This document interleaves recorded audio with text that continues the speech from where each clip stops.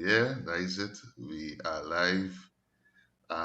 I guess the Rabs tonight is that it have no Rabs. Huzzah, huzzah. Like this thing saying schedule on the top here still.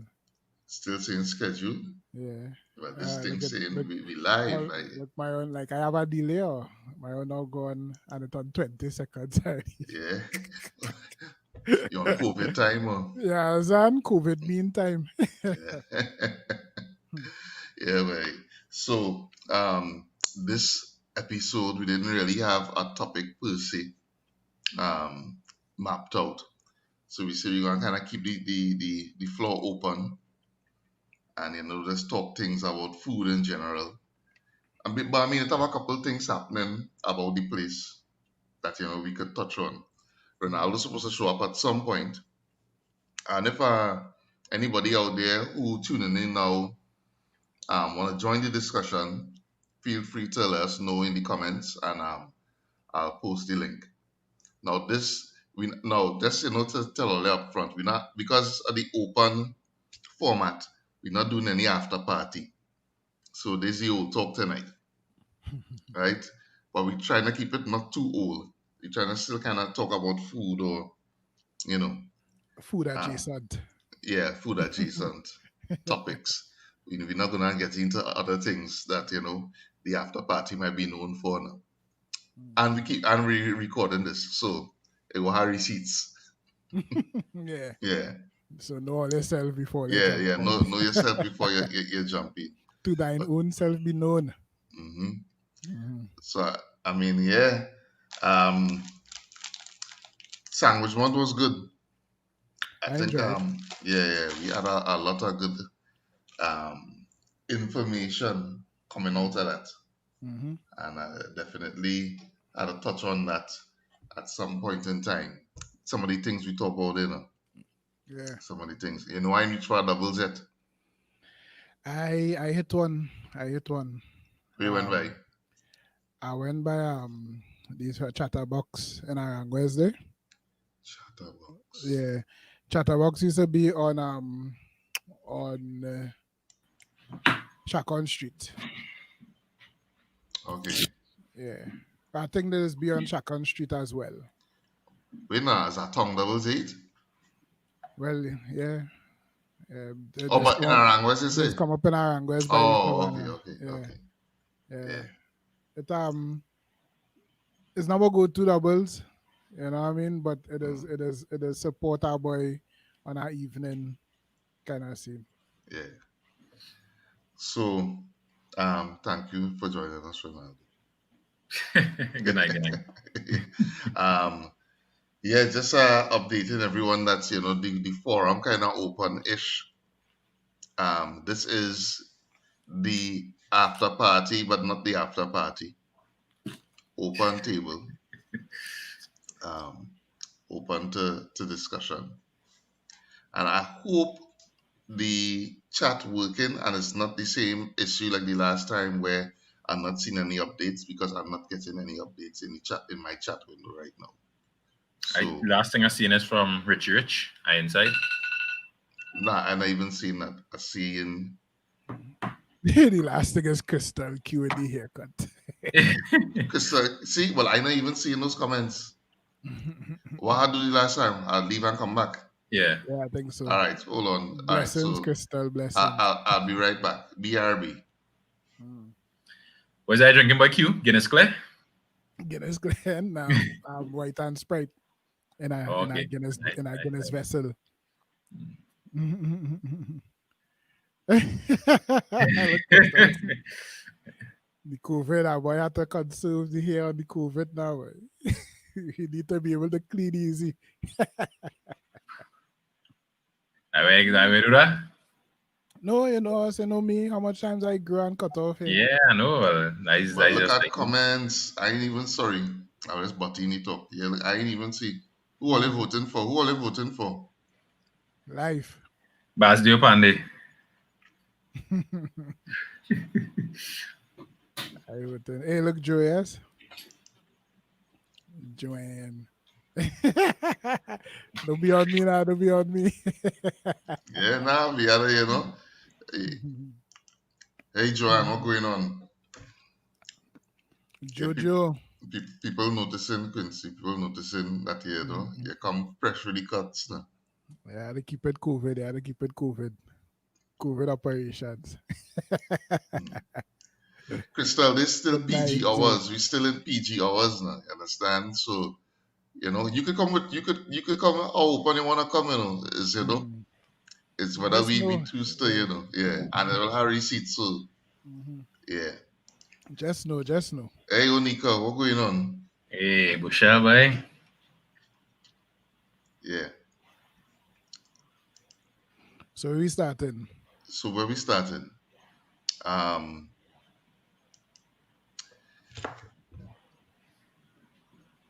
good place to start is actually I could this, and I guess this will kind of lead us into some more discussion. This weekend I went down Kunam village with Yeah, on the Jada. mango trip. Horse, you say you had to go last Quavers. What's that?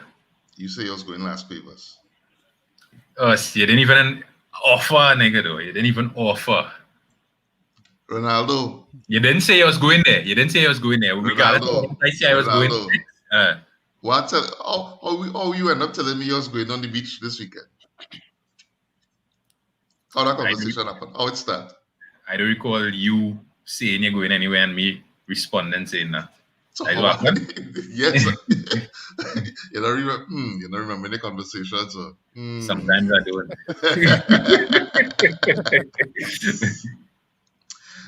Sean, we were not prepared the way we want to be prepared to do the pepper discussion.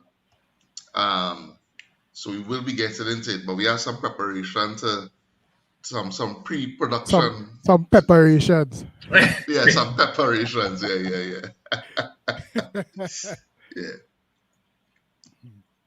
So yeah, when down there, Mango Estate, Ronaldo totally forget. Yeah, And that was nice vibes.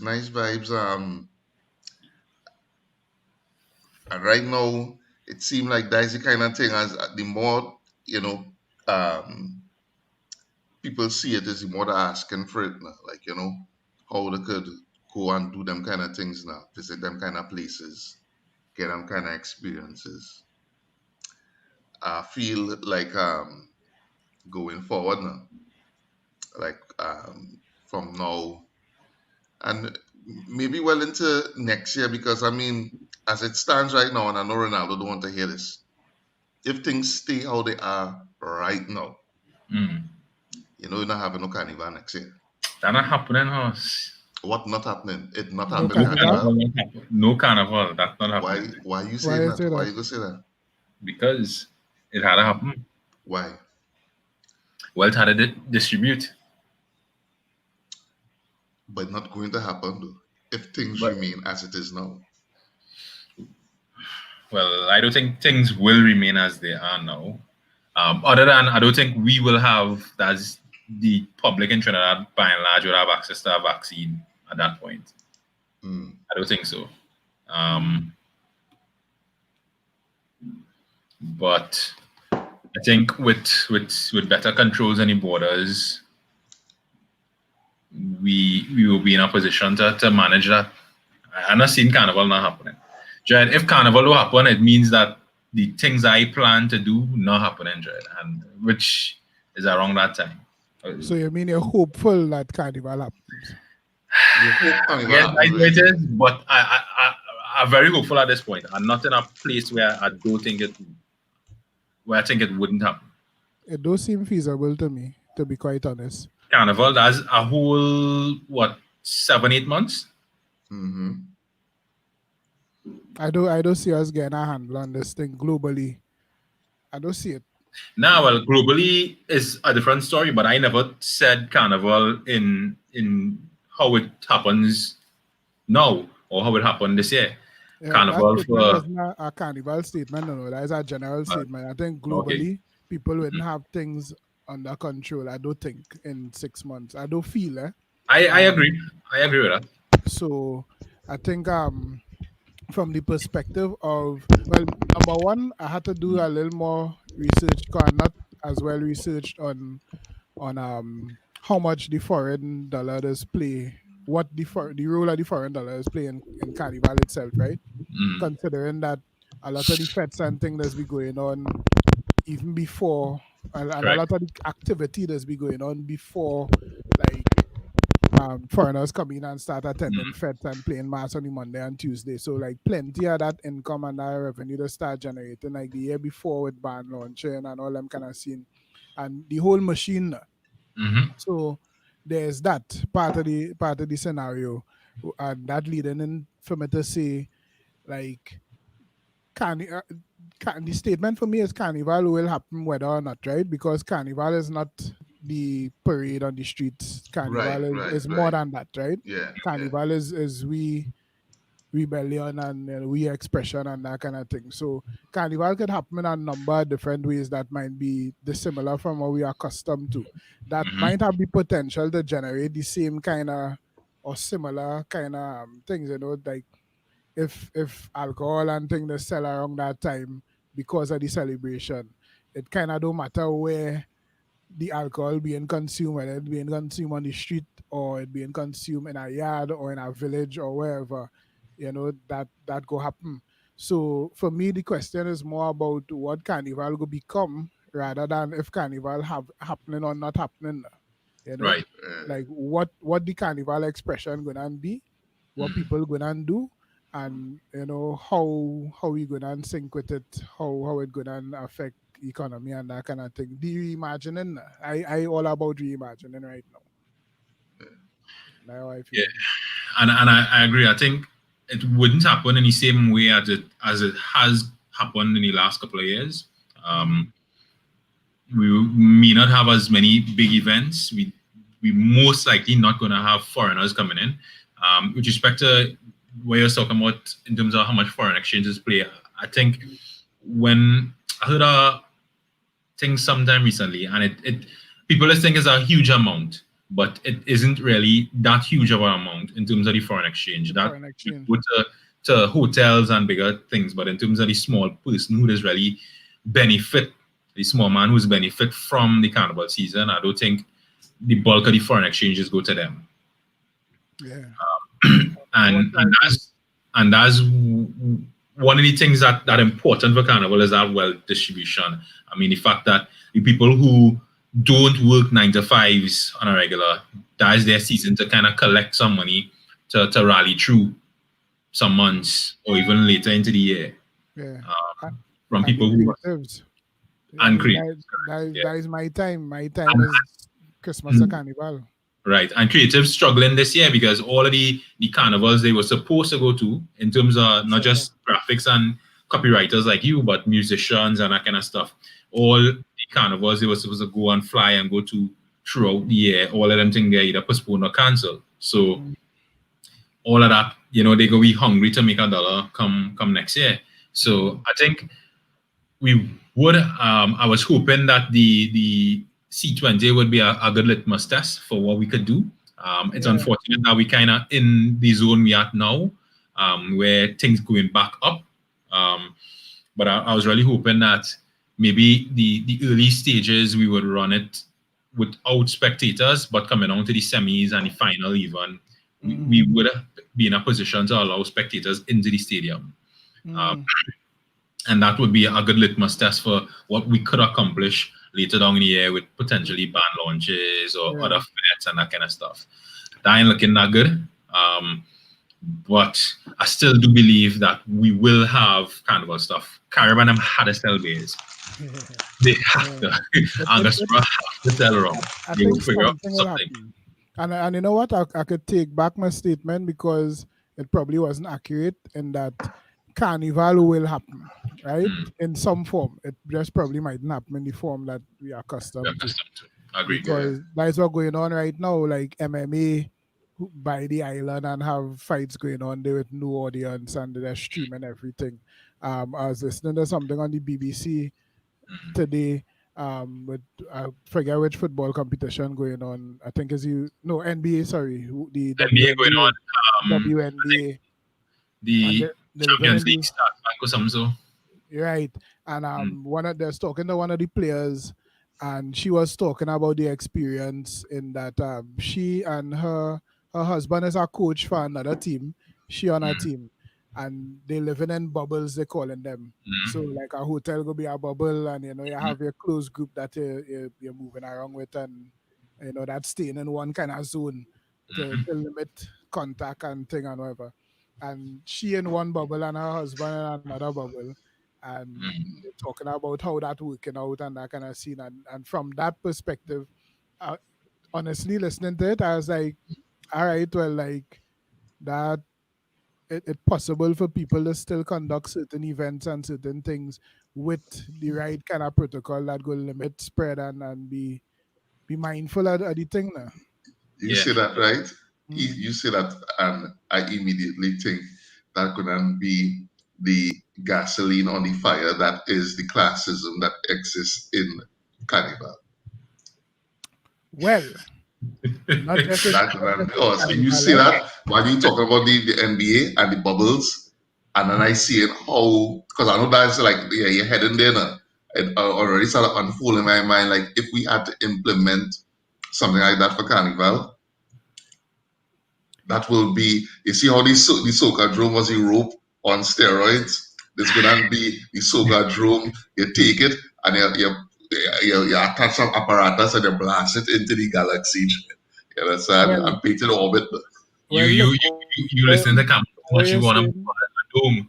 what, I go was on. thinking that Trinidad would be the bubble again. Once we have the borders controlled and we put Mhm. things in place to manage people coming in and as authorized people coming in, I think we should be in a position. We talking about 7 months, right? 6, 7 months. Mhm. We had to be able to get that sorted within 6, 7 months. Ronaldo, think I, about where we I know is now. definites in the Us same we in August now. Mm-hmm. Think about how we was time. 4 months ago, Jen. Mm-hmm. Mm-hmm. You know we in a Yeah. worse position, right? I disagree with that. We in a worse position. Well, yes, okay. We in a slightly We're worse not too position. far. We're not too We far in a advanced. I mean, we still in our phase where we still using the novel coronavirus. We still learning things about it and that kind of scene, testing. mm, You know, what I mean, I think it's Yeah. still pretty difficult. Like I as an artist, I would tell you, it's difficult for me to operate because like predicting just what going to happen next month rough dread. It's rough. Like I have nothing, no real data to crunch to say I there's the trends, there's what happening, there's what like nothing. Economic trends, social trends, nothing. Everything up in the air. Everything, I yeah, everything up in the I air right now. trust me, I mean we are recording, so I can't say the actual thing, but there are a few things that really keeping me together right now. Everything real topsy turvy. It's real topsy turvy. But saying that to still say what Dawi was talking about there, I feel that is something that in terms of exclusivity and thing that is something that I feel gonna end up being built into many of the solutions, right? Where and I think I'd mentioned this before in some I think it was on table 34 in one of the talks that we were having. I see it Mm. where the VIP experience and the VVIP experience go be actually getting to be there now. And the Yeah. general experience go be the virtual experience. So you go be home watching because just like what 2 weeks ago, um Jamie actually Jay Bless had sent me the link and it had like a nice music festival, a Brooklyn music festival going on same night as Some Fest. And I was commenting that look, I getting to be in some fest and this Brooklyn scene, this Brooklyn music fest, and juggling in between the two and watching the two, for no money now. And I was Well, happy with it. and that's a critical component. How do you monetize the general? Because if we consider the economics of fetting and airplanes and anything, it's really the generals that is pay for the event. And yeah, VIP don't pay for the event, right. right? Mm-hmm. So if you remove that component from the event, then how do you pay for the event? Well, it is like a scale thing, right? It going to end up being where sponsorship go out to pay for the event, basically, and people getting plenty money by sponsorship. Mm. Um, so then Well, what you had to do, and you had to reimagine the whole thing. You can't just fit the old model into the new space, right? mm, So you had to rely on sponsorship. So therefore, you had to create a scenario where your general getting some sort of different benefit from it. Like, okay, general used to be you pay that price and they come in and they enjoy the show, you live, your thing, whatever, whatever. Now general had to be something that might be more interactive. So you get included in the show in a different way, and they might have to incentivize things. And this is outside of just selling pay-per-view kind of stuff, right? Because pay-per-view could work. That's the first thing that will come to mind. They sell tickets that is pay per view type tickets. You pay a 10 US to enter a show or whatever, and then multiply mm, that by the world because now you're streaming and your audience open up globally. You could Netflix the scene, right? But then inside of that, they could do a lot of lotto style giveaways. They could do a lot of promotional things inside there, a lot of interactive things that they could monetize and have sponsors pay for it to enhance the viewer experience. So it's a whole architecture you had to put in place. The strategies, like people had to be real strategic right now to make it. But well, one thing mm, gonna be for sure, as I was enjoying the fact that I was in both Sumfest and the Brooklyn Festival,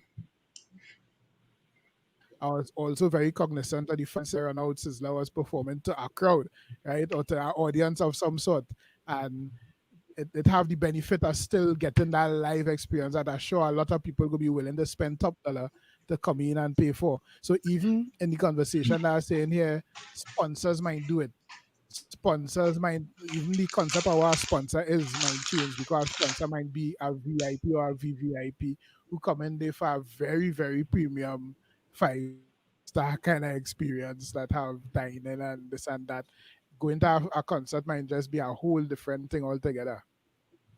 all Or right. to an event. A couple of things. I hear that, and I will leave it really up to the marketing people like you to kind of figure out how do we change that whole vibe and how do we monetize events and them kind of social things now. But two things. One, with respect to the Jamaica, um, they open essentially. They open for business. They're allowing tourism in and out because they're reliant on that kind of stuff. So for that festival there, they would have been able to go and actually go to the event because, right, they taking that risk.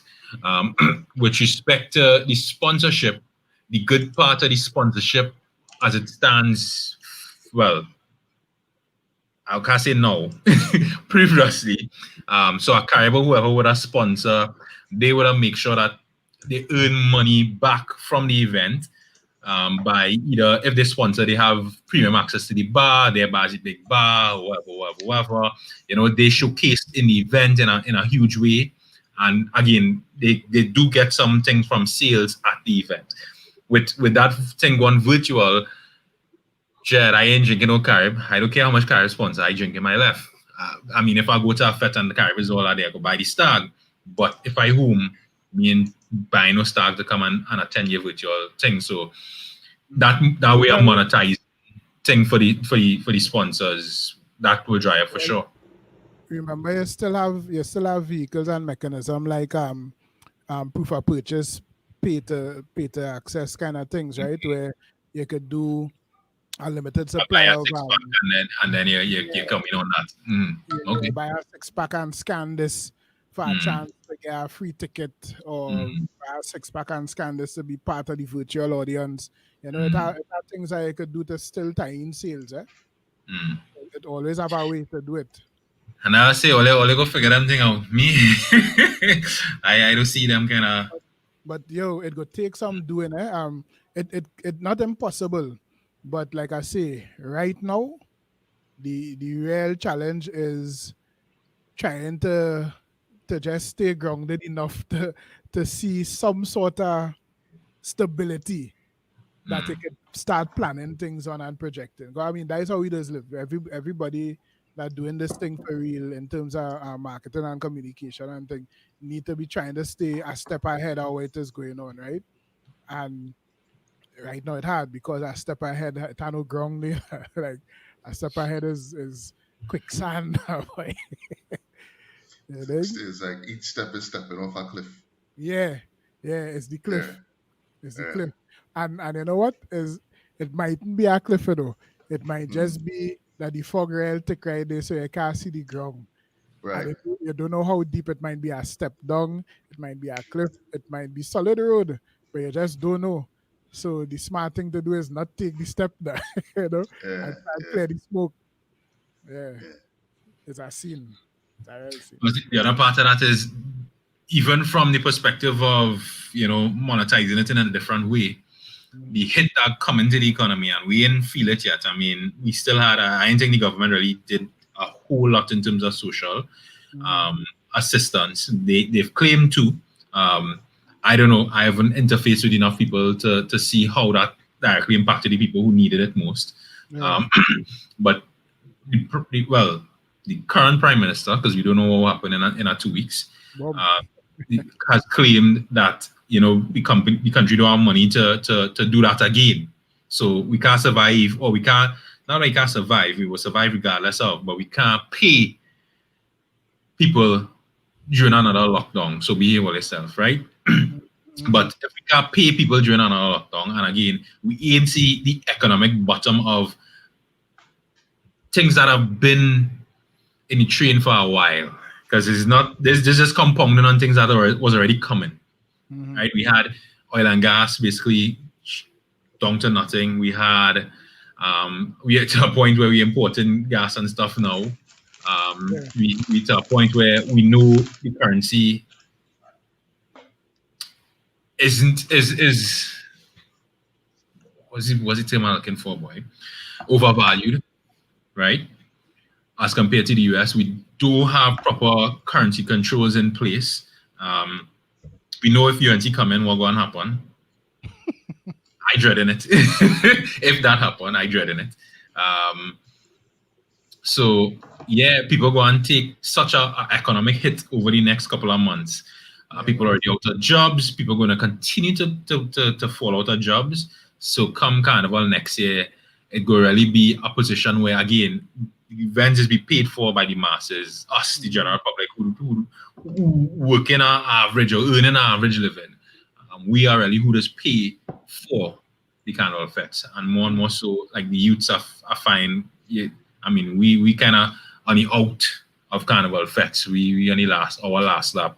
The youths is really who going to be who foot that bill, Yeah. and they are some of the people who are going to be out of jobs. I think even before us, we might be a little bit more tenured into positions that they working at a little bit more of an entry level position and a bit more disposable to most employers, so they could be out of jobs, which means they don't have the disposable income to do that. If they dependent on parents and parents lose their job, they don't have the disposable income to do that. So some tough times ahead for sure, for Yeah. sure. I see Um, Crystal bring up even in the context of carnival, what it mean for the small vendors now. From, mm, from the savannah, them kind of scenes mm, that does have an impact similar to what we was talking about. By the time them boots build up, that's long before Monday and Tuesday. mm-hmm. That people just come out there and make a Seven proper right. living for Yeah, a yeah, whole period, And some people just do that like look forward to that because it's a large boost in the income for the mm-hmm. year. So yeah, mass makers, the dancers who already getting the shitty and the stick, Mm-hmm. Entertainers, musicians, yeah. entertainers. Yeah, it is a scene that for me, honestly, it grim. I find it Yeah, very, it was in real grim. I ain't gonna lie. very I keep my blinders on and just trying to see. All right, let me just keep going as quick as I can, as far as I can, for as long as I can, because mm, I know what coming at the end and wherever that yeah, I see the fog and I pedal to the metal through the fog. I know yeah, the cliff coming, The cliff yeah, coming, but yeah. as long as it Like if you has got running, start, you have a chance. I can probably, I can probably jump it. Yeah, yeah, that is it right now. Yeah, yeah. Wow. Ronaldo, look, Crazy. people want to know what you mean. I mean, people want to know if what I mean. Can Okay, someone give so people change of you say government? you know what will happen. You want to know No, what will happen.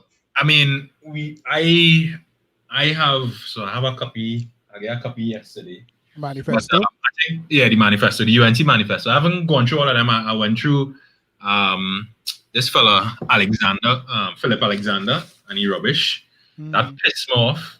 I had him somewhere, you know. mm, Let me see if I can find it. I haven't gone through the PNM one as yet. I had the UNC one here, and I had the Philip Alexander one somewhere here. And there's not the whole manifesto, but you know, their little marketing material. mm, Um, I was extremely disappointed by the Philip Alexander one. Not that I think he is fit to run the country, but mm, I think for somebody who would like to run the country, it was a very poor showing. The grammatical and spelling errors on that thing was crazy. And I think if you're showcasing your brand and your intention is to run our government and our country, then you should do a better job. yeah. With respect to the UNC, what I'm speaking about is, I wonder if it's in here, boy. They have spoken about um, the overvaluing of the US of the currency now, foreign exchange. Mm, So, I mean, it kind of here, but they speak on it a little bit more. So they say we will request the Ministry of Finance to work with the central bank to begin the transition to a more balanced foreign exchange market. mm, But Kamala has spoken about it in the past, which is essentially the fact that the currency is overvalued. PNM counter to that is some ads that I've heard speaking that they will devalue the currency, which would be beneficial to them who have US. Agreed. mm, But even economists, and Daria, I have shared articles with you, and you know I really like that economist woman, and I think she is very smart, and she's might be a little bit opinionated, but she's entitled to, as we all who's are. that? Who's that? Um, Mala, Mala Mala, Dukaran. yeah. Okay. And she has guesstimated that we are about 40% overvalued, something like 40 or 44%, which is a huge amount of money. I mean, if we were to lose 40% of our buying power overnight, that's a problem because, I mean, as a population, we still heavily dependent on accessing things overseas and being able to pay for things through Amazon or whatever else. And the government has done its thing in terms of additional taxes and that kind of stuff.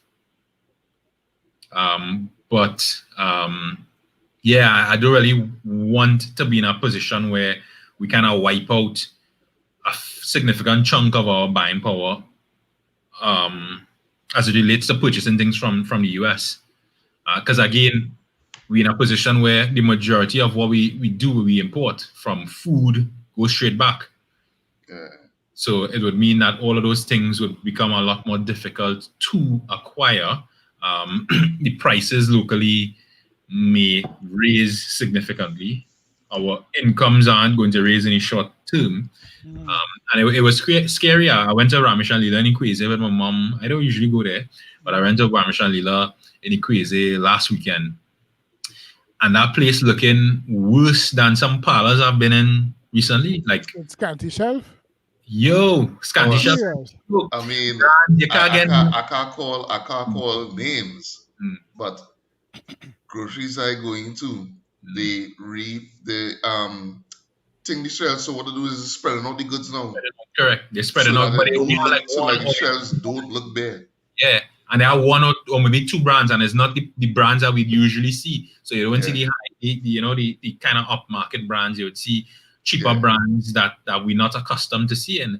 And I walk in, I was like, wait, is this serious? And I mean, Ramesh and Lila is an institution in Ikwese, an institution, yeah. Mm, right? Ramesh was so big to a point where they had three groceries at a point. I mean, they're down to two now, but it's a place that usually have. And yeah, Crystal, let's pay attention to how the groceries, how they lay it out in contrast to how it was before. Nah, Like, and I hear you that we respect to how they lay things out, but mm, is much more than how they lay things out. And as Crystal say, you could go to, because I mean, we just go to extra food. That's one of the reasons why now I go to extra foods. Extra mm, foods seem to be able to weather that storm a little bit better. Still seem to be stocked with most of the things that you want when you go there. But for a point, Food Giant around the corner was didn't have most of the sugar brands that I was accustomed to. So I bought something, bring it, mm, and it was brown sugar. You leave it in water, and the mm, color from the brown sugar go fall off. Like, whoa, how brown sugar color just fall off, right? Yeah. And you end up with this thing, and when I taste it, it's not sweet in any kind of way. I throw away that shit, right? Mm. So yes, if you go to certain supermarkets, they are implementing a strategy where they kind of spread things out and they pack the shelves a little bit differently. Mm. But there still are supermarkets. I think I haven't gone to Massey, but True Value still seems to be still seems to have a fair amount of goods and variety. Extra Foods for sure still seem like they have everything. Mm. Um, but the other supermarkets for sure don't. I'm gonna drop off a little bit, but Michelle has seen a comment about you do agree and it will get worse before it gets better. I'm not sure what you're talking about, but I do agree it will get worse before anything gets better. I simply trying to maximize on the current status before it gets worse, hoping that if I am able to maximize on that, I could ride out the worst until it gets better. Mm. I drop it off for a second. I just go and grab a beer. Coming back. Yeah. Well, funny enough, I ain't see inside our grocery in a little bit in a okay, minute. I go on hardcore look of what kind of scene dread. Like yeah, I even I even record an episode of our podcast day that I yeah, feel our throat alright, walk with me now. yeah, I wanted to start back just walking around the area now, yeah, which I used to do often. And I mean, for quite some time, a couple months now, not a couple months, since the beginning of the year, I go in by the Veggie Mart and that kind of scene, going by the Fishman out the road, that kind of thing, and getting my food from that. So I didn't really see our grocery. So mm, I didn't know what certain prices are. yeah, And I feel that gonna be me for a while, to be mm, honest with you. yeah, That gonna yeah, be yeah, me yeah, for the foreseeable future because I feel it again. I was reminded of how economical it is to do that kind of scene now, Bridget. yeah, You yeah, know? yeah, You know? yeah, yeah, it makes sense. Mm-hmm. I just tell stalls and thing around too. I just hit them from time to time. Mm-hmm. Yeah. See what Larry said there? Yeah. Where's that? Hmm. I mean, yeah, ICN roads, that was seemingly in good condition getting repaved, but that is happening every election. Every Well, yeah. election, the election has happened. Yeah. Jed, that pissing me off to no end. Yeah. Just To no end, because I find it ridiculous. If you see road signs getting painted, all kind of construction for road and thing, and it's real annoying. Why we don't do that right through? I mean, that is one of the biggest economic drivers in terms of construction, right? Mm, Why government not building infrastructure and spending money to pay people to do them kind of thing right wrong through the year? Like why this gimmick thing, boy? I hate the because gimmick. as because that is what it is Yeah, no, I Guinness. can't stand the gimmick, Jed. I can't stand the gimmick. When say Guinness, and I say Guinness is gimmicks, right? yeah. Nah, that is yes. It's so predictable because Yo, like I tell somebody the other day, it had that big hole that we wrong by on my mother's side in Mover, When they by the come, police as soon as station it's there, in, by the huh? police station, by the Oh down yeah, the yeah, main yeah, road, by the yeah, police yeah, yeah, by station there, position, yeah, right? That road there, watch me, it was a miniature swimming pool, right, right opposite our veggie place now. Well, some stores with some businesses on the side there, and it's had a wait and it's caused traffic and a little pile up. Small thing, but at the same time, your car you will leave a wheel down in it normal. I know I tell somebody, Jed, just hold on. When they call election, we go get our fix. Truth or form. Truth or form. Andre today, we passing the going up the road.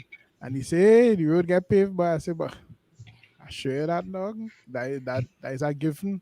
That's staying so until elections, Jed. That don't freaking make no sense, Jared. It Yeah. don't make no sense. Inclusive of in the drive in that was Chrysanthemum and them there, where Loha and them living. This forever pave over that all the Wassa Leak Shred. Yeah, Pave over the Wassa Leak yeah, this Shred. paper's over. Yeah, son. Leaks, Yeah, Normal, Richie, I had the Peroni. Peroni nice, crisp. Nice crisp beer. Flavor.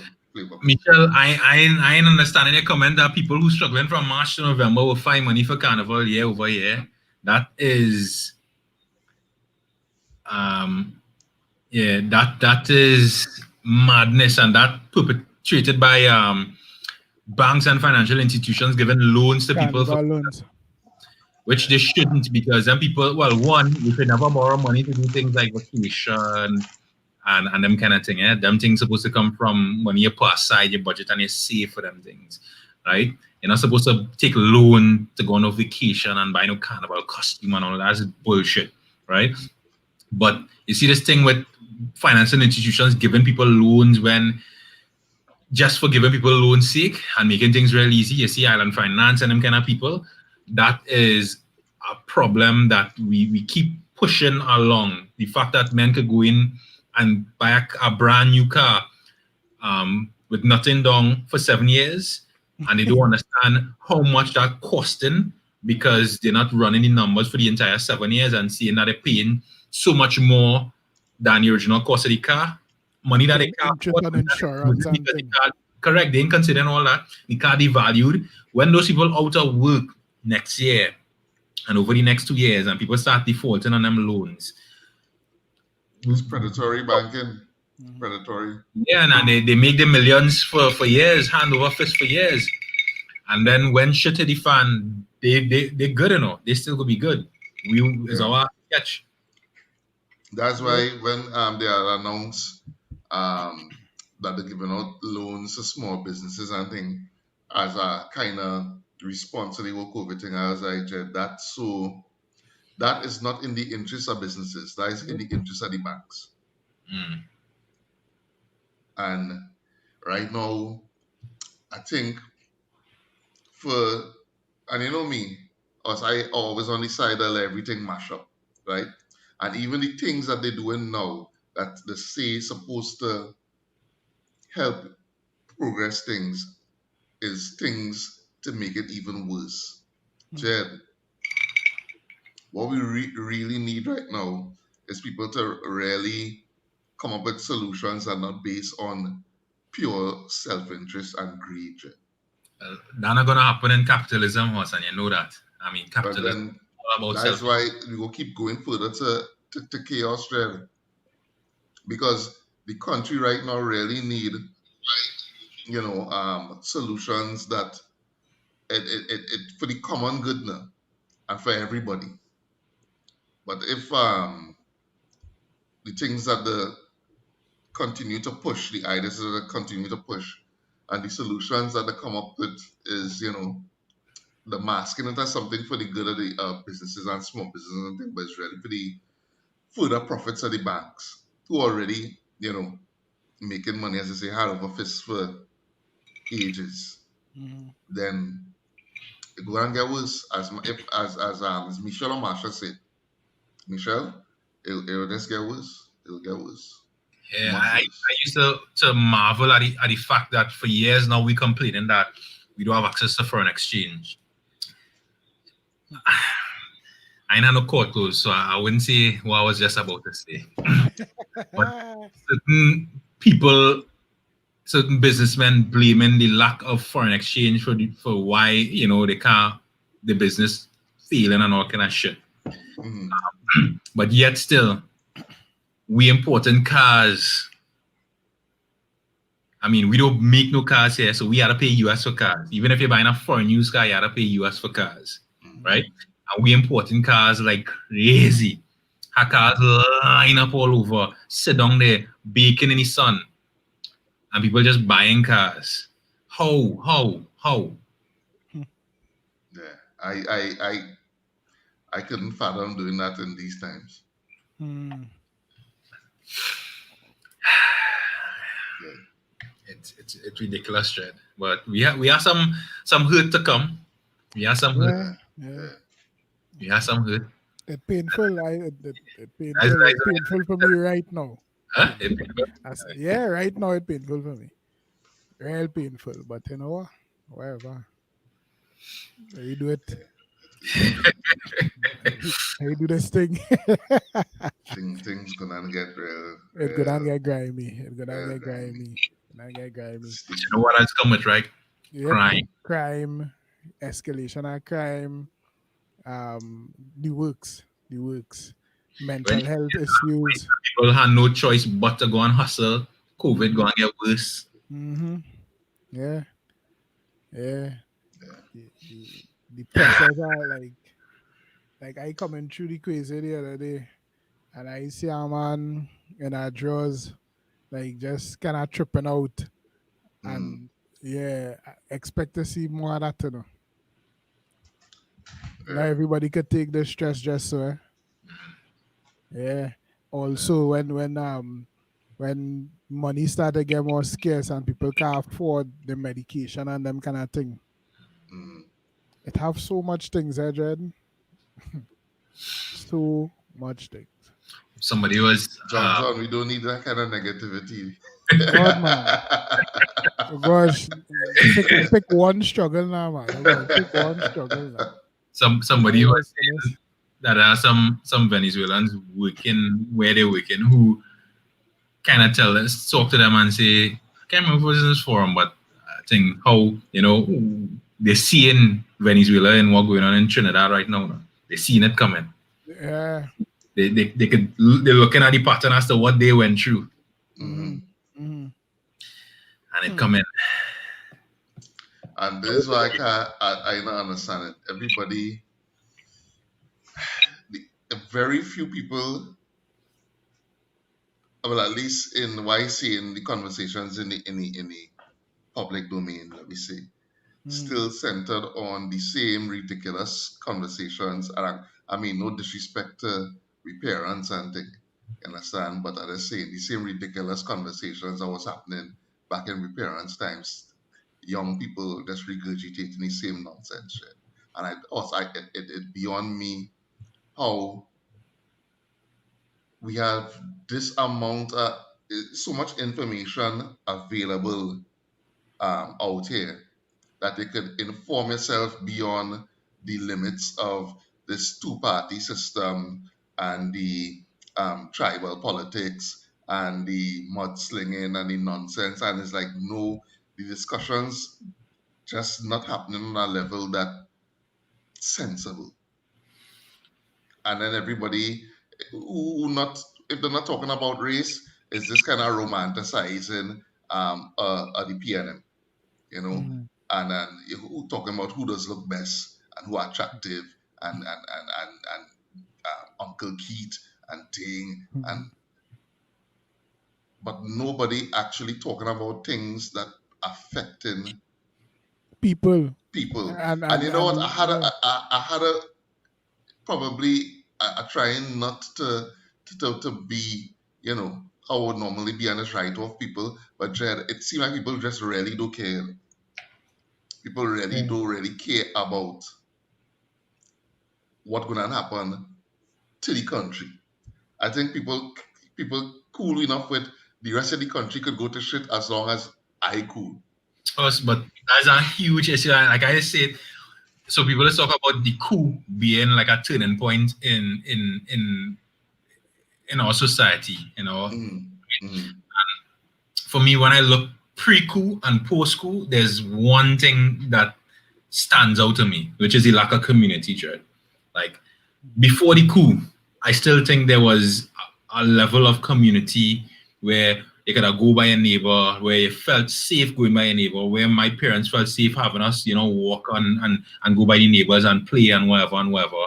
They could go and ask a neighbor for something, a neighbor would come to your aid if something was required. And when I say a neighbor, a random person on the street who living next to you, not somebody who you grew up with for forever. Because I moved Right. a fair amount in my youth, right? Mm. Now I in the same compound living for the last decade. And if there's have 3 people out of the 9 people on this compound who I talk to, that's plenty, right? And I live in a compound where one of the, the other persons living here is my uncle and another one is my sister.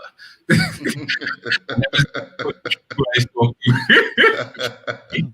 So you're in a position where we do have that sense of community. We really are selfish. We care about ourselves and we try to keep ourselves safe and focus on ourselves. And it comes straight from the top. And I think we emulate the people who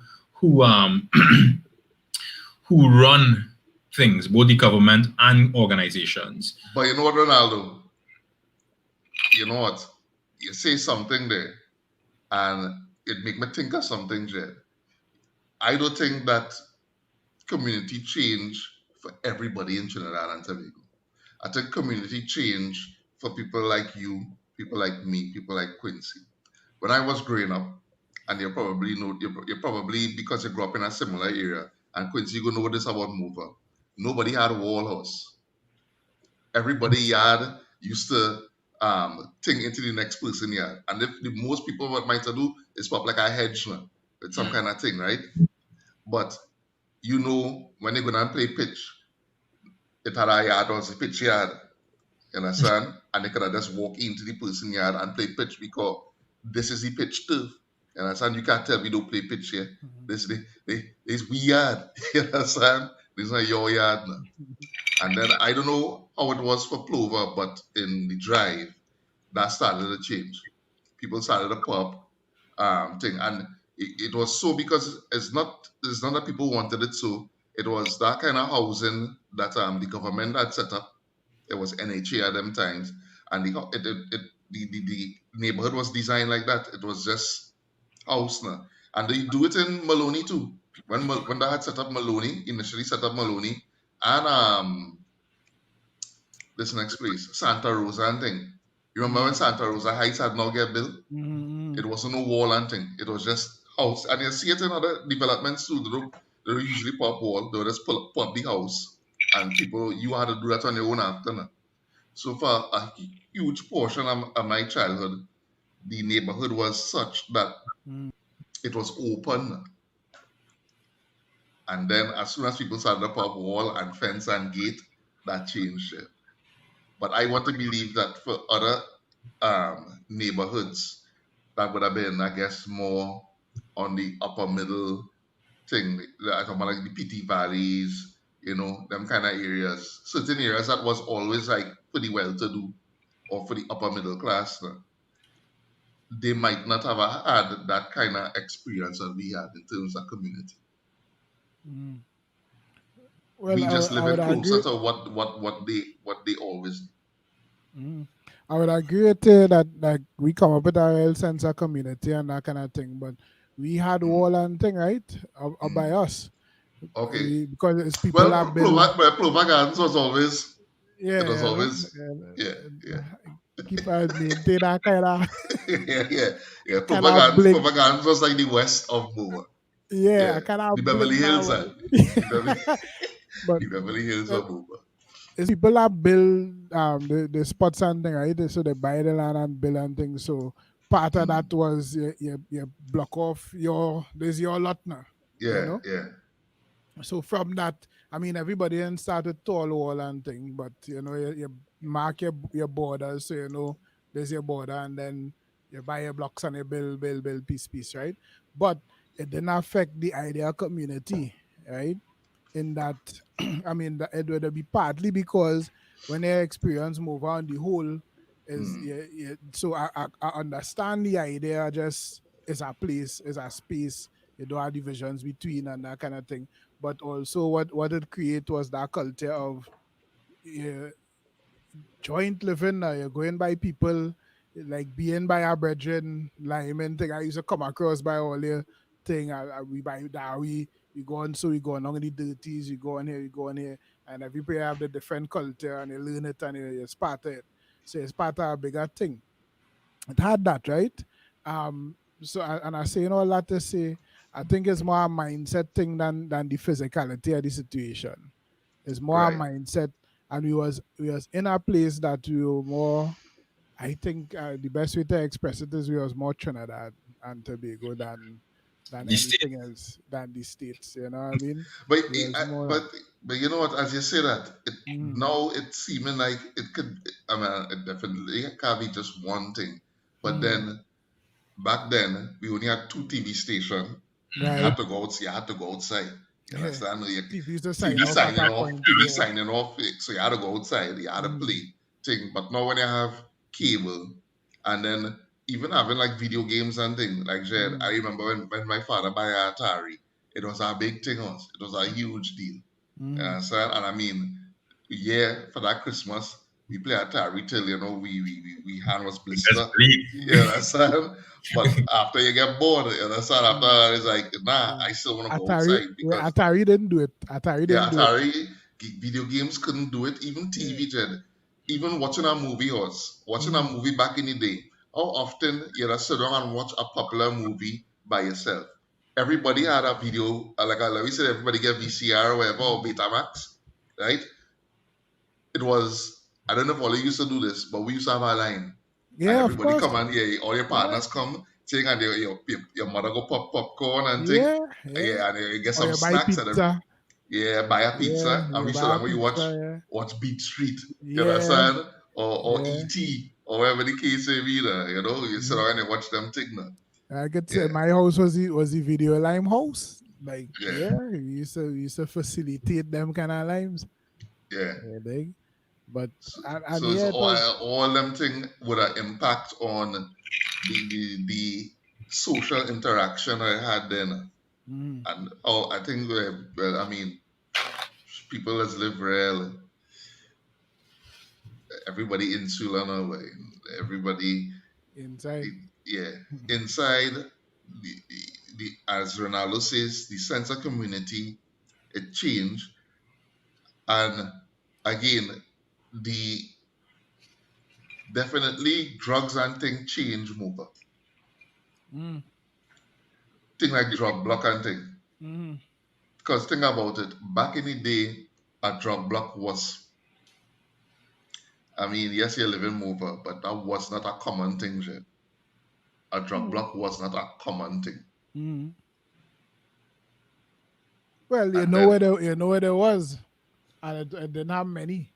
it didn't have many. Now I'm Yeah. saying it wasn't like, thing. If you hear about a place about drug block, is one. You Mm, understand? mm, One little place that they call that block. It's a mm. song like, thing, Yeah. like it's all this commerce happening, all this trade, Yeah. but it's Nah, literally, that's a house. It's a a house somewhere. pushaban. It's a Yeah, pushaban. a house somewhere a man Yeah, living. So yeah. let me ask a question then. Let me throw something out. Mm. Would you guys be willing to go back to that sense of community, that quote unquote simpler time, Mm. at the expense of the convenience and access to the things that we have now? Yes. Yeah, I I go would say do it. yes. I go say yes. I would do Because it. I mean, I'm probably saying it because of the usual conundrum that has come up with that I experienced it, and that was a part of my life that was interesting and good. So it was, it go hold that position, and I can't fathom it as anything else but good. Mm-hmm. But if I had to weigh it out, the things that I'd like about it was you talking about them days I bouncing ball and thing, and I going over Chumakak for training and walking back all 12 o'clock in the night, and there's no scene. Yeah, there's nothing wrong with that. You have a basketball in your hand, you have on your uniform, and you're walking going home. And nobody ain't doing you nothing, no one ain't telling you nothing, including police. Them days was White Lotus. Most they'll do is pull up on you. Hey, youth man, where you coming from? Well, I was bouncing ball up in the church, I was bouncing ball Chumakak or wherever. Thing, all right, go ahead, all they go inside, thing, and you go up the road. And like I said, even if we stop by the corner, because when you're coming up Plover Street, some people going straight up Red Hill, some people going down in Chinapu, some people going in the gardens. So we'll stop right by the junction there and we will take a little lime. White Lotus pull up, think, well, we now coming from training, or we're just talking a little bit thing. Somebody might talk out a turn maybe and men might come outside for that, but more than likely, 90% of the time, they tell you like only go inside now, they had enough. And it's 2 o'clock in the morning, 1 o'clock, 2 o'clock in the morning. We have school next morning and all kind of thing. Yeah, but yeah, for their uniform, you ain't really, outer roads looking too grimy. Nobody on here. You see that time, that the comfort of being able to walk them streets in them times unconcerned, I find as a scene like that has given me a false sense of security now, because I just kind of feel like, well, yeah, I walk through, move all kind of hours, I go in anywhere and walk, lying on no scene, but that is not a smart way to be in 2020. And I You will think say so? good You really think so, man? Yeah. You That's think not so, a smart, man? it is not a smart thing. I mean, not 90% of the time. I usually one who last time when Maurice asked, you say, oh, you rated crime at like a 7 or something kind of thing, and I disagree with that completely. Because for me, what a 7 says in my head is that out of 7 out of 10 times when I leave in my place, I will consider that something could happen. That is how that 7 out of 10. You don't? No. I would say if two, maybe 3 out of the 10 times that I will leave here, I would think about maybe something could happen. And that I guess it depends on where I go into. Right. And that's the thing. So even if I go on lime or whatever, I wouldn't consider that. Like if it's real late in the night, if I go on Chagonas for a gyro 10 o'clock in the night, I don't care about that, right? But I will agree with you in terms of like just a couple years ago, I would have go and bounce some ball with some fellas. I mean, me barely know them, but Karen might have been there. So ting. I know one person in the group. I go and bounce some ball. It had maybe, I mean, one instance where something play off, not in amongst us was bouncing ball, but close by.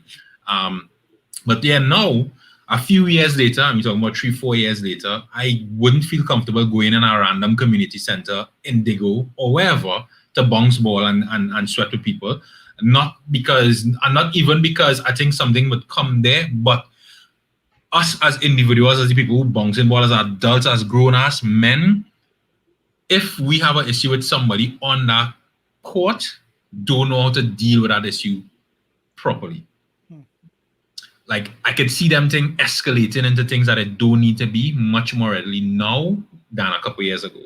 I think now we don't have that ability to accept when we are at fault and just, allow people to think. And it's always had to be, I had to be macho, I had to be thing, I had to defend this, I had to, what are you doing here? Where you come from? You thing. You see all that shit? I ain't make up for all that drama. Like,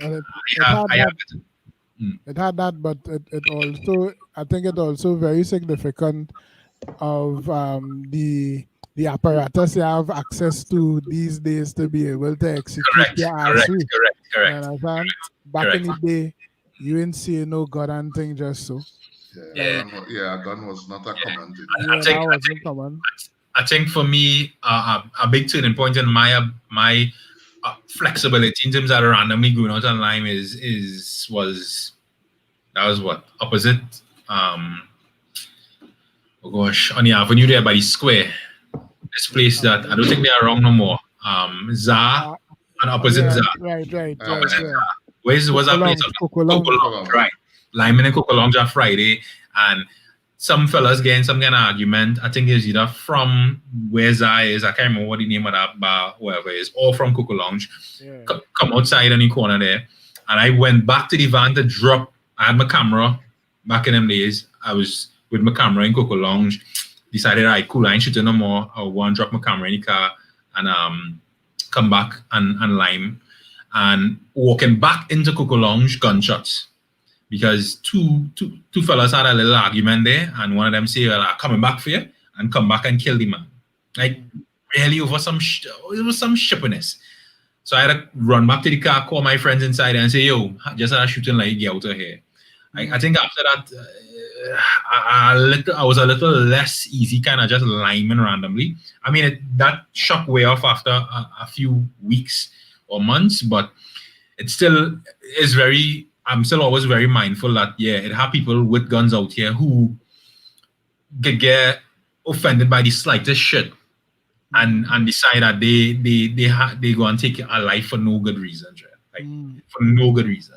Yeah, as I said, back in my times, you might get a little telephone, you might get a stab because a man walking with a ratchet with some garlic on it, and that is it. Mm. You know, nowadays is quick access to lost life. Yeah, like dread machine people walking with just so, and also with the conditioning of what media putting out for you know, like what Hollywood putting out there. Um all them series and thing that have gang reference and crime reference and murdering and that kind of thing.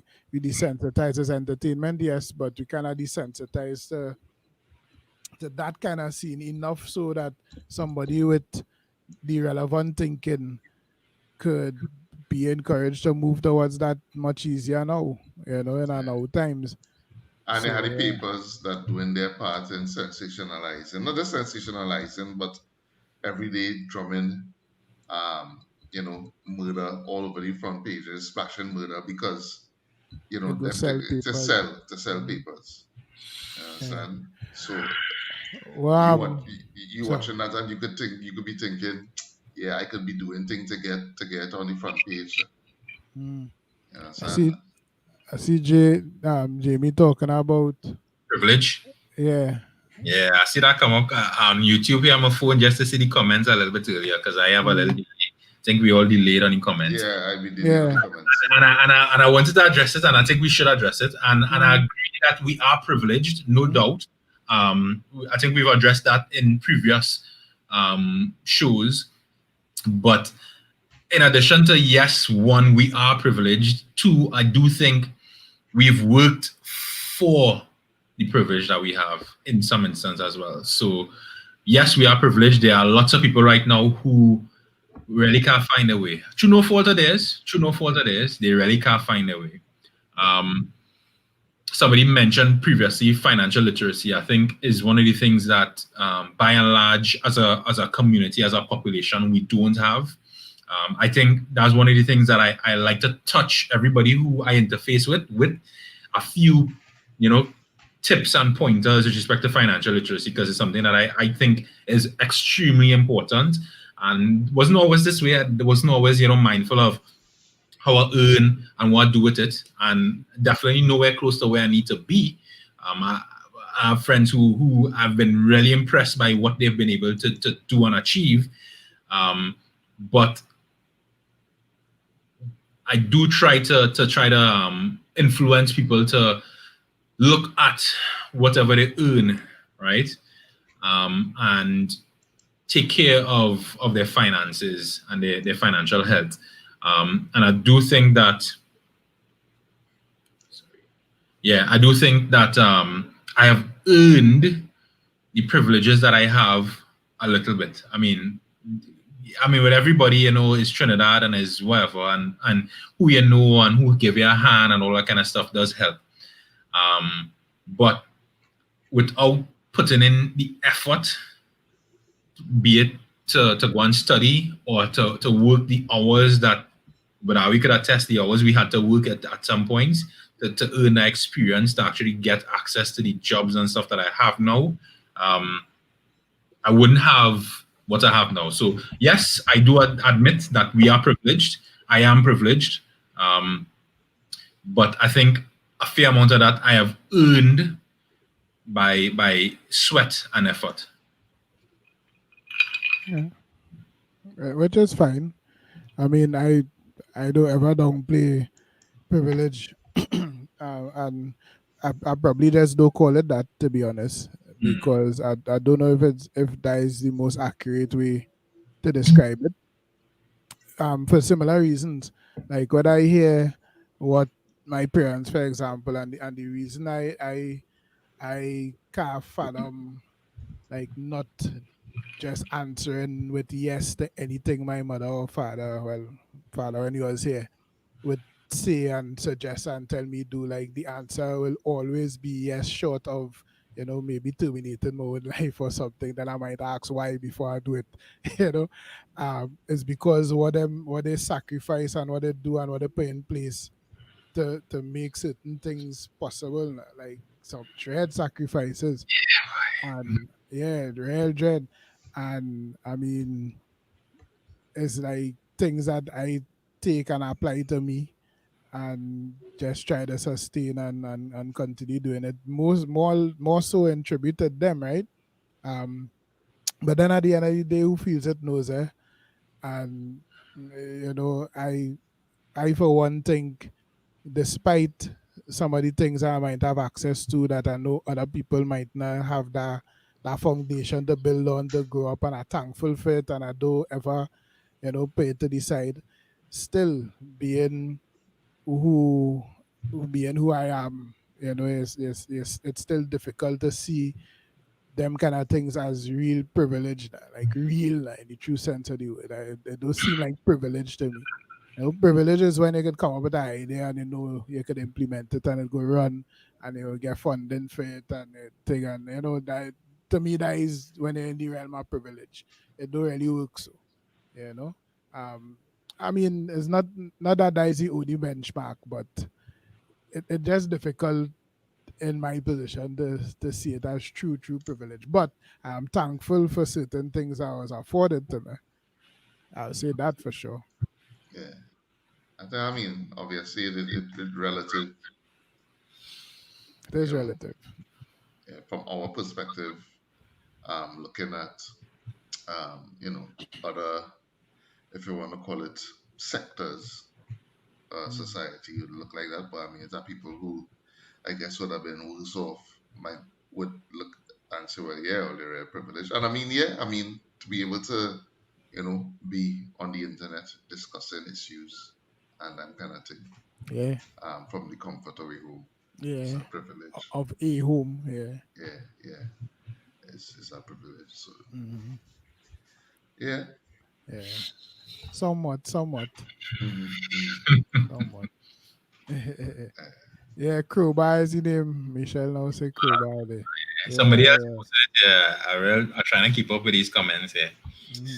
Yeah, the Um, comments delayed, so we now real yeah, delayed, real I'll talk to these people and tell them fix the delayed. bugs. Ah, boy, nice privilege. When they could just call the people, hey, want to fix what they think now, boy. I mean, I paying for it, you know, I I paying paying for for it. it. I paid for it. It had to work. You understand? I paid for it. That's funny. Stream had Teddy Riley in for the last couple of weeks. Yeah, I know what is going Yeah. on with them. I Yeah.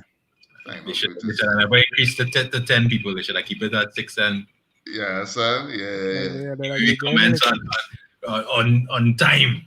yeah, yeah. coming in. I'm a wise up there.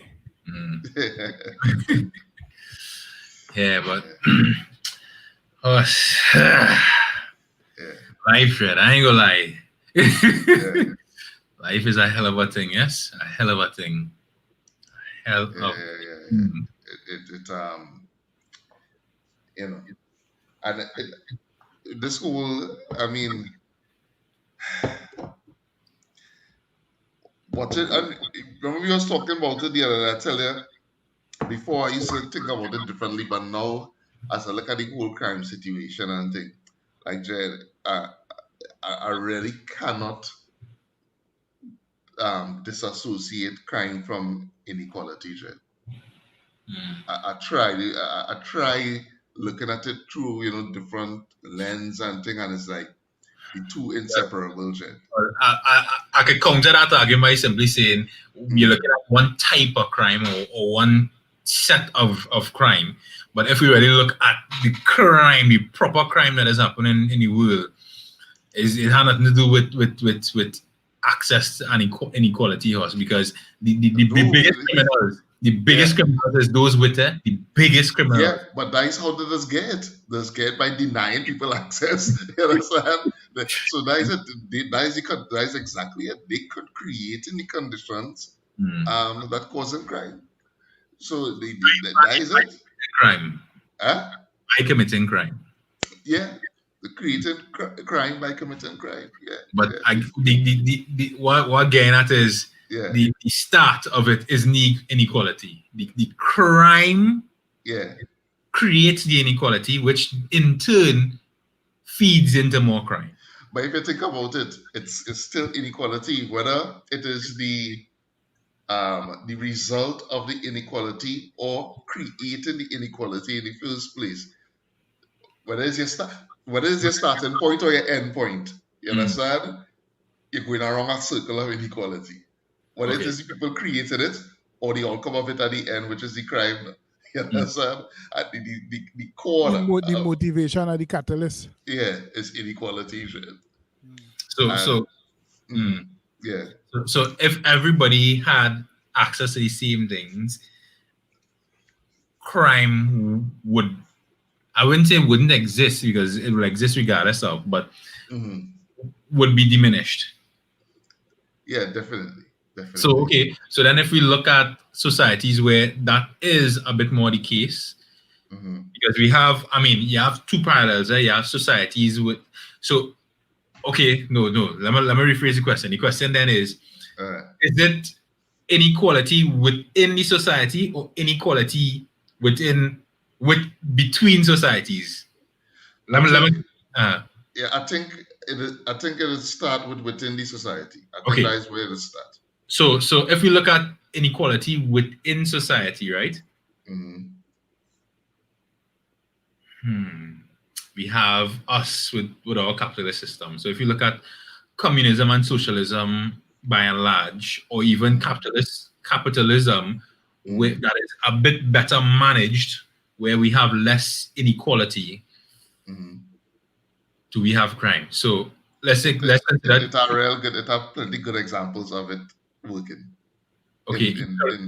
So in like let the if we, Nordic nations. I think. correct them people, they still capitalism, but there's a fair better level of equality, hmm right? The rich Right. really taxed Yeah. much higher, and hmm they don't respect people who flaunt their wealth to a certain point, you Right. know, and everybody kind of is more or less the same. And yes, what we would consider what crime, but I would say this, in those societies, lots of the things that we consider crime hmm may not be considered crime. For instance, there are some of those societies where drug use isn't looked on as a criminal activity. It's looked on as Drug use is not a criminal activity, well, but it is. It is. If you using drugs down here again, lock up for it. but it's not a criminal activity. It's but not a crime. it is in here in our society. It is. It shouldn't be. It shouldn't hmm be. And I've had Yeah. this debate with my mother all the True. time. It shouldn't be, True. It shouldn't be. You're but it correct. is. All right. Cool. Yeah. By law, it is a By crime. law. It By is a law. By crime. law. If I have cocaine on me now and the police pull up, that is it. I lock up. Yeah. But if I had cocaine on me and the police pull up, they shouldn't lock me up. What they should say is, you have a substance abuse problem, and let us get you the help to deal with the substance abuse Right. problem. Yeah. Yeah. Which for me is always the better way to look at drug use and abuse. Yeah. There have been places that have successfully implemented that kind of policy where we aren't going to target people, we aren't going to criminalize people hmm for issues that they have and the substances they may turn to deal with those issues. What we need Yeah. to do is attack the issues that they have hmm and deal with those issues, which will then stop them from accessing those methods of treating or dealing with those issues. Because So oftentimes, just the source they need. correct. Yeah. Well, I mean, and again into the territory of that channel that are watching heavily now. Um. So, in order for the punitive systems that we have to deal with society to function, we need things to be defined as crimes. You understand? And it's a morality based on, well, I don't want to go too much into that, but you know it's our moral. You know what the morality of our law is based on us. You know what we know what it's based on, Why right? based on? Why you don't want to go in and play with it, nah? Come in the after party. In It's the not after about party. party today, so we had to tackle it here. But we recorded this. Yeah, I don't know if I. Yeah. Let's for we know what it's based on, right?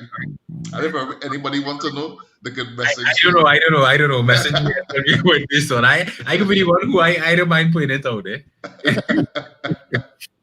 I think that one will let me. That one will let me. Yeah. Let me know. Let me.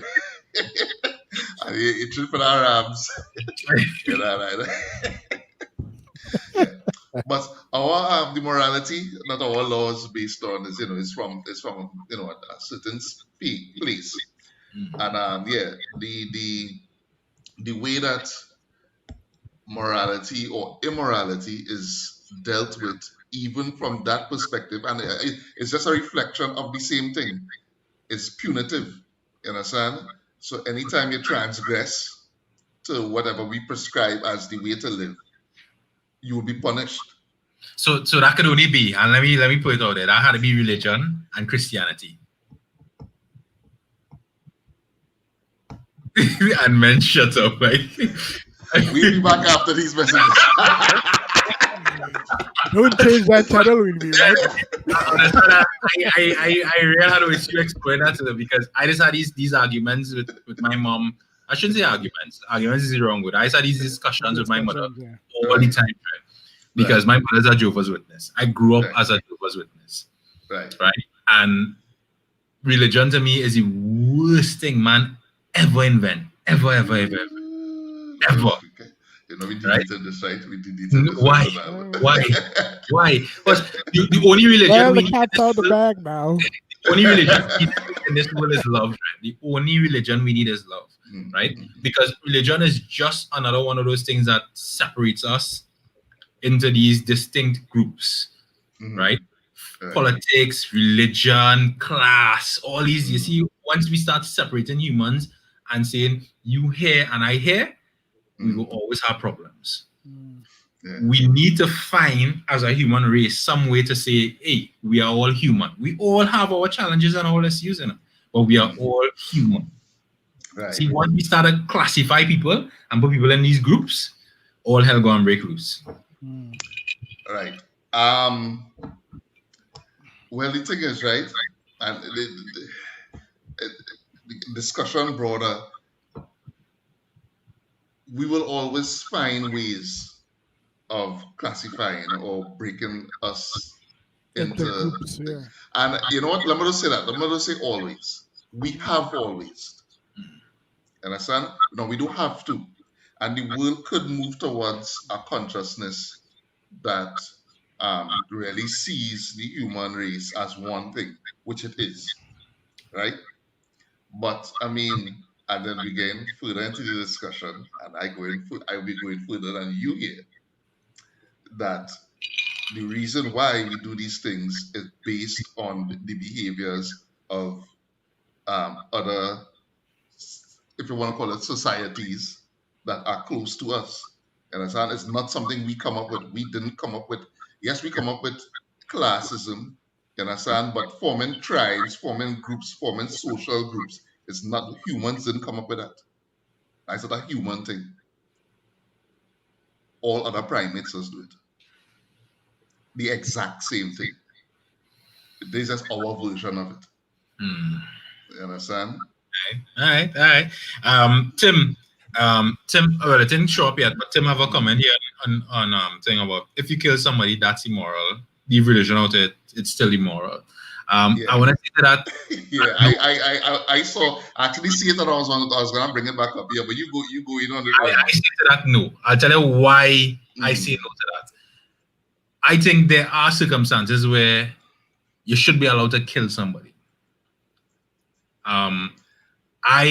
For one, I think on some level, allowed. You think allowed is the word allowed? Well, I think a fair punishment for some people is death.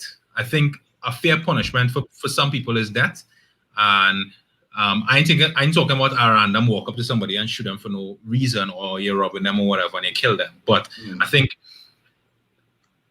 and I know myself, so let me speak to myself. There are certain things that if people were to do, I would have no issue taking somebody's life. And it's one thing in particular. I have a daughter. If people were to do anything to my daughter, harm your daughter in any way, yes, I would take their life. And I will gladly go and sit down in jail after taking their life. Right? So killing people for sport and that kind of stuff, no. But yeah. You see, for me, and I hear what you're saying, because there are people I feel that way about too in my life. But the question is one of morality and all this kind of scene. Like, personally, I find that it's so granular and case by case that, like, for me, classifying it don't even make sense. Like, it don't even make sense to classify it. Get what you see, and I guess, all right. So I are kind of on both sides of the thing here, right? So I understand what Tim's saying, right? And at the same time, I will my position on morality more malleable. You understand? I'm more fluid when it comes to morality, because I mean, morality in essence, I think people think, and I mean, this going into personal views and things, but people think that morality is something predetermined, something cosmic. You understand? Something like it innate. But morality is something learned. We just learn. It's a social pact. You understand? Is some general rules of engagement that we come up with, that we say for our society, for our community. This is how we expect our model citizen to behave. And it's formulaic. Yeah. And I mean, Jed, I think what people don't understand is, okay, so, and it's always on a spectrum, because you say that now, people will be like, no, it can't be that, thing. But what people don't understand is that it had societies that was model societies, societies that we developed from, that had things that was normal then, that totally deplorable now. You understand? It had things that you could have do back in the day in certain societies that was normal. It wasn't a crime. It wasn't frowned upon as a breach of a moral code. It was the norm. And now is something that we would look at as abhorrent. You understand? Like, Jed, look at that, even think that was okay. And I think as our society progresses, there are things that we do now, or things that we kind of frown upon now, that we accept, that we would move probably towards a version of consciousness that say, nah, that's not okay. So bearing that in mind, morality is not a predetermined thing. So just to cast a blanket statement and say killing immoral, I can't say that. But I understand what Tim means. At least I think I infer in meaning into what he say. That we had to have like a baseline to say, well, this, we can't accept this as acceptable behavior in society. Yeah.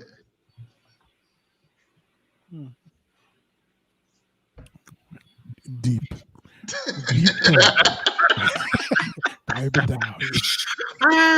Tim have a comment about some religious groups speak to, like killing. If you kill somebody child, like, you could, killing them is justified. Okay, cool. I've tried. I say try. I've really tried to explore lots of religions and religious groups. That's so much. I think I've done a better job than most of my peers in terms of doing that. I have a Quran here. I try to pick up and read once in a while. A Bible. I studied a fair amount of time. But I again, for me, I've shied away from religion simply because of that tribal nature of it. There are two things that shaped my view on religion more than most of my other experiences. The first one was when I joined sixth form government poly for A levels. We tried to restart the debate group. And the first and only debate we had while I was in lower six was about Armageddon, of all things, Armageddon. Mm. And at that point, I mean, the Jehovah Witness hat was still, even though I was not witness, I was never baptized, but all the teachings were still there. So I argued for Armageddon, or that Armageddon was a real thing. And there was a Muslim girl who was on the other side. And after she presented, my retort was, according to what I believe, you're going to die.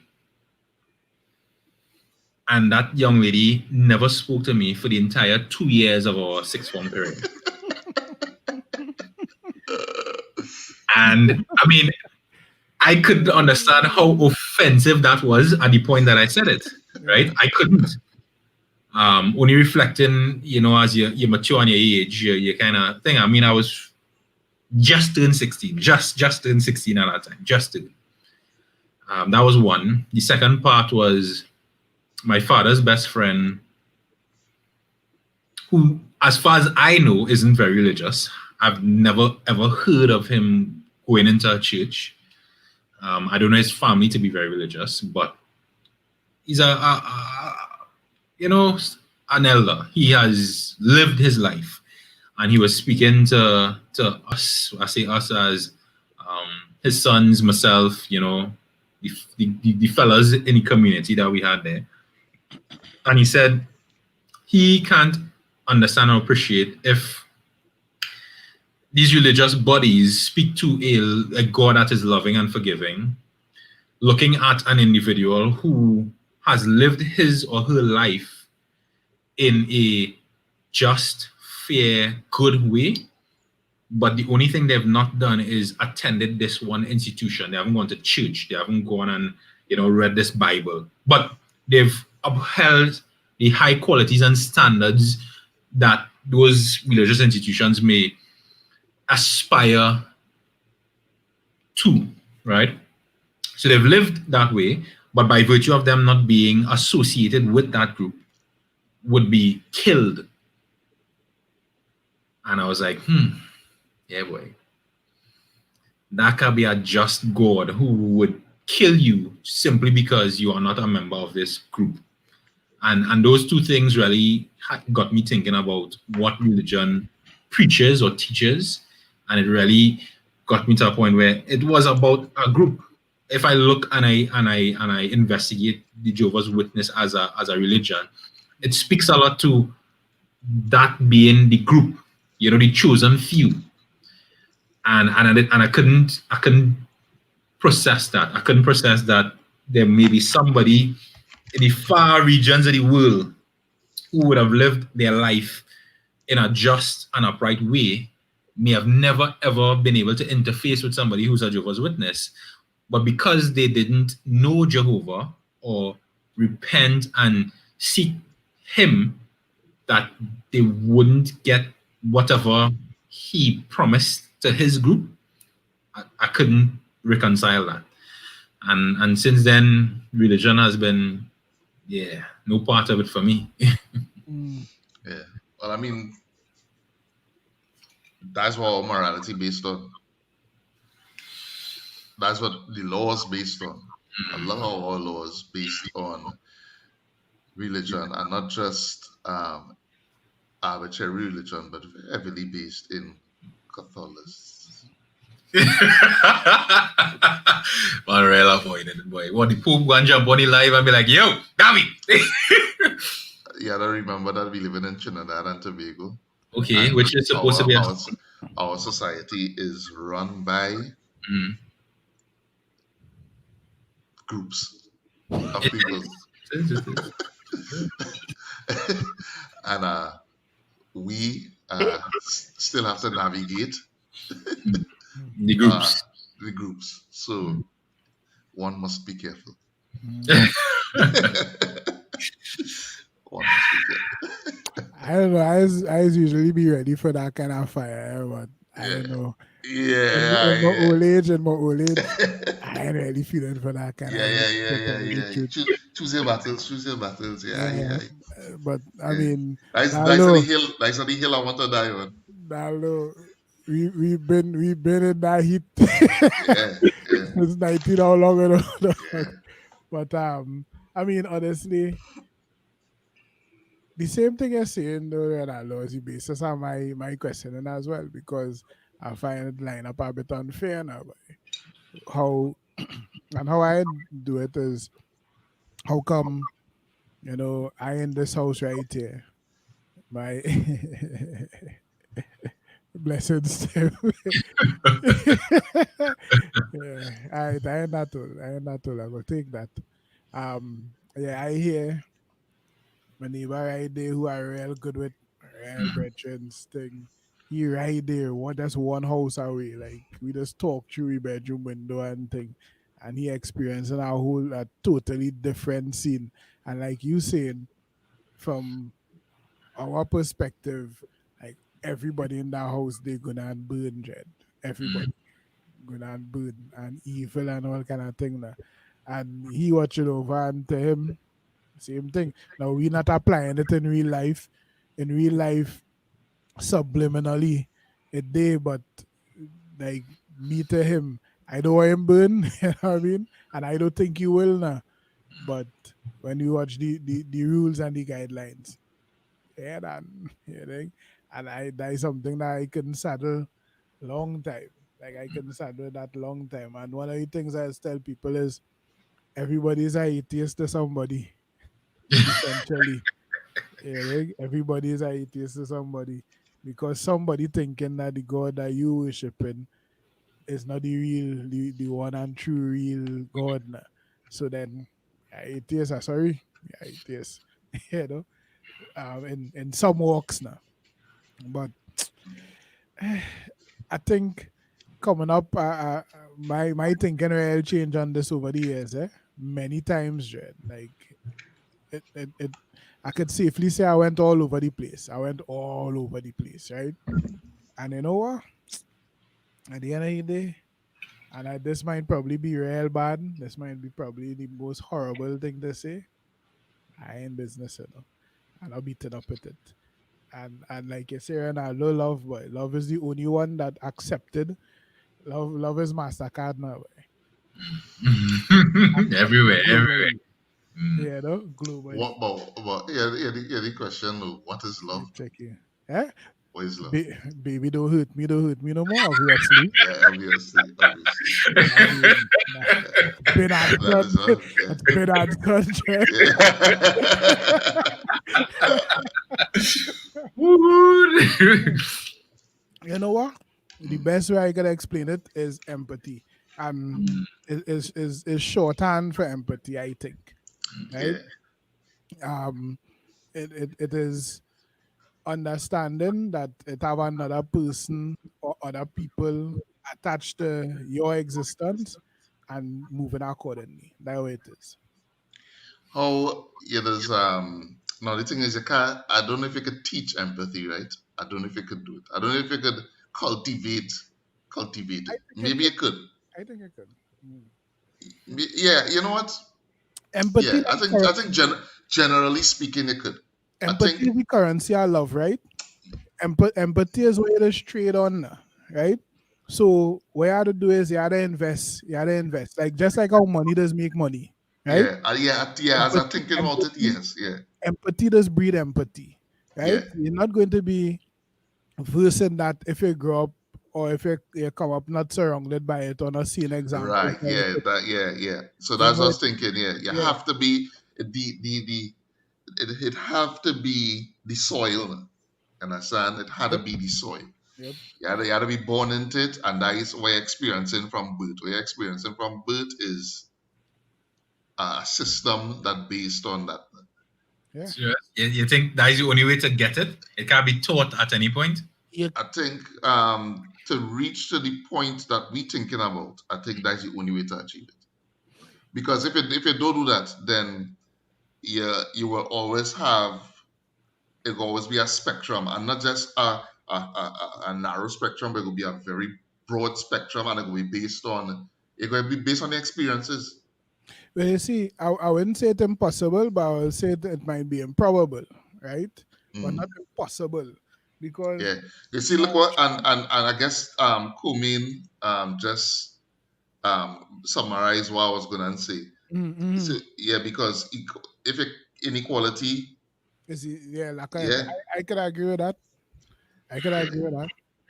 But yeah, I think you could learn it, right? And at any stage, it's just a matter of what is necessary, not what is necessary for somebody to adopt anything, as a matter of fact, after years of conditioning in something else or you something really think so? similar.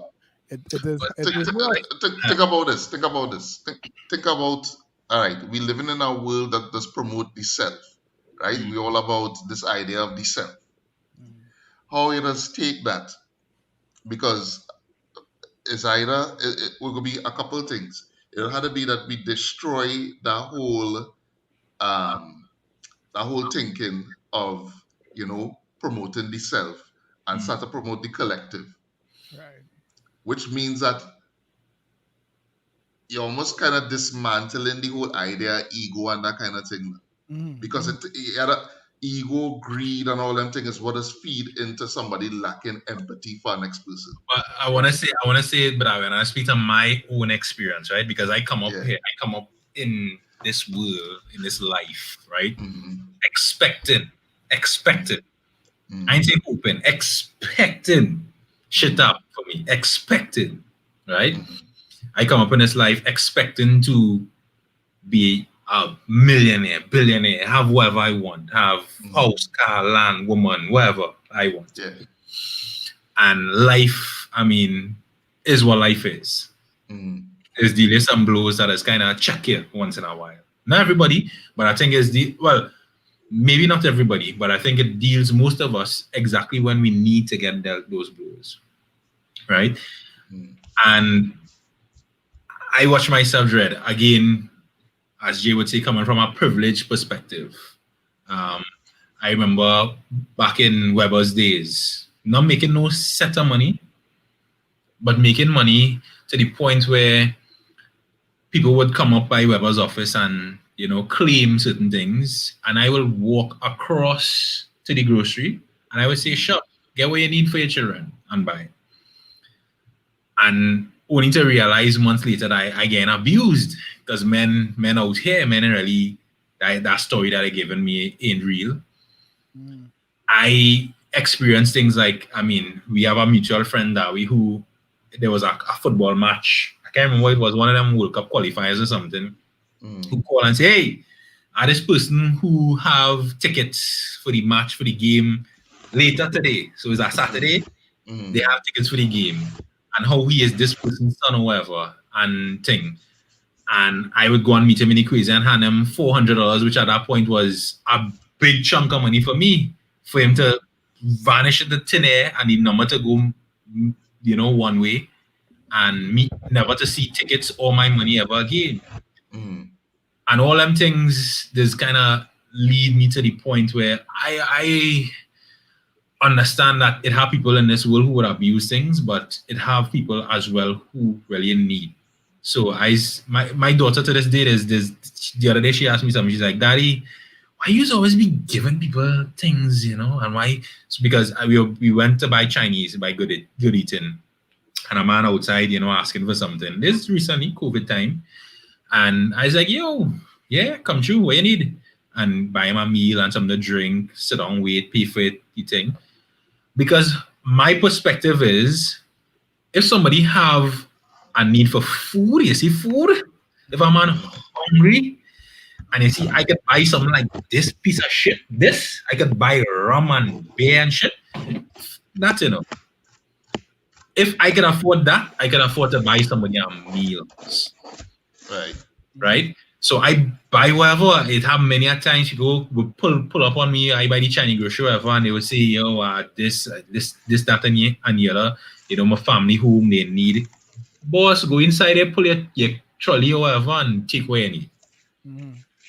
Because the level of privilege that I've earned affords me the ability to waste money on things like, liming and alcohol or whatever. So for sure, I can afford to help somebody who is in need. And again, that is not an old me, Me 10 years ago, I could work, you could work, go and work. Mm-hmm. But me now understands that, yes, while I might be able to work, the opportunities that I have had and I've earned for myself, other people aren't able to, so they need a little hand. And But- I know at any point the tables could turn and I could need a hand. And I would love for somebody too. So when my daughter asked, I explained that to her. I was like, I came from nothing. My grandfather, on my father's side, had absolutely nothing. Absolutely nothing. He worked hard, and all of his children, knowing they came from nothing, were able to achieve something, right?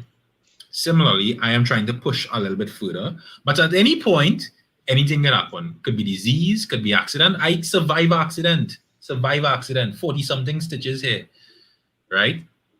Survive accident where I lost a whole lot of. That accident could have been significantly worse. I have friends who have not survived accidents. I have been fortunate enough to survive an accident, right? So I could reverse to having nothing. That accident could have taken away my ability to earn, at which point I would be dependent on other people. And if that was me, and I was buying a grocery, begging, because I have a child at home who needed something to eat, I would appreciate if somebody would be willing to help me. So as long as I have the ability to help others, I will. But again, that was me. That was definitely how I come up. This question, right? Do you think that going through what you went through, right? And I'm saying this in conjunction with what Bedari, or to answer what Bedari was talking about in terms of if empathy could be learned, or if you had to get it from birth, or whatever, right? That's all. When I say from birth, I don't mean born with it. I mean, Born Cultivate. seeing it. born Yeah, into it. born into it. There, Right. that's what I mean. Yeah. Right. Ronaldo, what you saying is it wasn't necessarily born into it, per se. My parents didn't have a great time coming up. My parents struggled, and I didn't see that to that extent. I wouldn't say that I saw that. I wouldn't say that even from the people who I looked at as, I didn't notice it. Even if it happened, I didn't notice it. It would not see it. And that is why I'm saying it, because things like that them kind of situations could cloud them kind of learning, and they mightn't see things evident because it might be so minuscule, for example, that it going unnoticed, or it's not significant in a real way, the intent of it, right? But here what are we doing?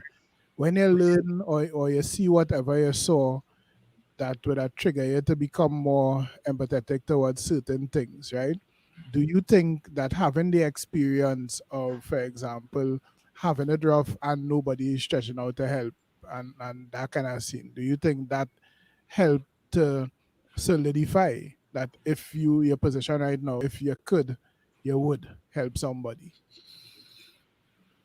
Which in itself could not be, you learn empathy, but you also learn it and adapt it.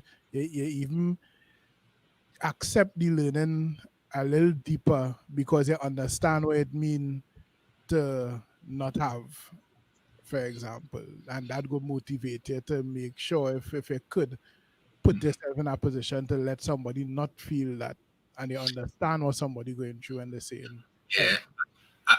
And again, in the first half of my life, I didn't have much. Definitely didn't have much. And I felt like everything that I got, I worked for, I earned. I mean, in primary school, I used to be somebody's bodyguard for 50 cents a day. And that is how I used to get spending money. Right? My mother didn't have money to think. As I tell earlier, it was sadder and whatever mommy could scrape up. Right? It was either you do that, or you walk home, and the dollar you're supposed to spend on the car, you can spend that, or you had to walk home in the evening. Um, and even throughout all of that, I think my father was still in a position where he had. It's not that he didn't have it. He Mm-hmm. had, and it's not like he didn't take care of us. But I always felt like he could have done a little bit better, you know. Mm-hmm. And I ain't want to get into my father and my mother relationship and why that might have contributed to that. Mm-hmm. But I had a chip on my shoulder for a long time that didn't allow me to see other people in need and be willing to help them because I always felt like I was in need and I had to fight to get whatever I got. Mm-hmm. And I can't tell you what the turning point is. It could have been the birth of my daughter because that changed a shit ton for me, right? Mm-hmm. You see, being responsible for another human and having to guide another human and having to show another human how to navigate this world Yeah. is an insane responsibility and changes you in ways that you could never prepare or predict. Mm-hmm. So I can't tell you exactly what forced or was the catalyst for the way I have changed and I now look at the world. I mean, and I don't think there's any single one thing, but it's a combination of all the things that I've gone through. But at some point, I started realizing that the way I looked at the world and the things that I wanted to achieve, despite everything else in the world, would have is what led to the world being how it is and Mm-hmm. wasn't contributing in a positive way. Mm-hmm. And it's not that I don't want to achieve things and it's not that I don't want to get things, but I also look at the world as that capitalist model, that selfish model is something that doesn't work in our favor and as humans I'm speaking about. And it do make sense me having when other people need. Mm-hmm. Not want, need. Mm-hmm. I always look at things like the money that the US government is spending on things like arms and that kind of stuff and look at it and be like, why are we spending that kind of money on weapons when if we spend half of that money on feeding and clothing the world's population, nobody would starve. Mm-hmm. And those things do sit with me. Because again, as I talk about the whole thing with anarchy and breaking it down, I have a little child who, Yeah. if she don't have dread, Yeah. I Yeah. don't care what had happened, I go in and find. Mm-hmm. If Mm-hmm. she don't have, everybody else, I go in Mm-hmm. and find. Mm-hmm. So again, that played a big part, but I think is a lot of things, the accident and, having friends who have taken risks and maybe not had a easy go at things that kind of contributed to my perspective on life and how we need to really look at the world as a community, as humans as a community, and help each other to push past. Mm-hmm. Well, if we had to do that, right, and come up with a more universal idea of what love is and thing, love Mm, and empathy and thing, in order to get a more, uh, you know, to a consciousness of seeing humanity as one thing. It are real things that go ahead and mash up it. And I mean, things that I just already say I find is nonsense. Things like nationalism, mm, patriotism. mm, And people just think that patriotism is a good thing. Patriotism is not a good thing. Understand? Like, pride pride is a double-edged sword. And we just ascribe pride to things. You see, anytime you're ascribing pride to arbitrary things, like, so, I mean, again, it's kind of shifting your whole perspective on, I guess, the nature of things. People think that, all right, uh, it does all come back to fundamental things that you think about the nature reality, Jen. If you think that, all right, you was put here for a specific reason, then it's easy for you to fall into the trap of patriotism and thing. Because then it was like you was chosen to live in Trinidad and be a Trinidadian. You understand? As opposed to is more luck and chance, Jed. You I understand? know And it's true. it have an infinite amount of possibilities that you, who you is Ronaldo, who you is Quincy, could have been born in China, you could have been born some other part of the world, you could have been born a woman, well, female. Jed, it's so arbitrary that you're here being who you is, right? That for me, these things are just tools to identify yourself as and be proud of. It don't make no sense, Jed. I do not care. But No, no, no, I let me interject appreciate. real quick, right? And Yeah, oh well, when you finish that, because I feel yeah, you might say what I'm right. gonna say. Now I appreciate my experience of being here and experiencing my experience, and I, can't, I cannot separate my identity from my history. You understand? And as a matter of fact, it is because of my history that I think this thing's so arbitrary.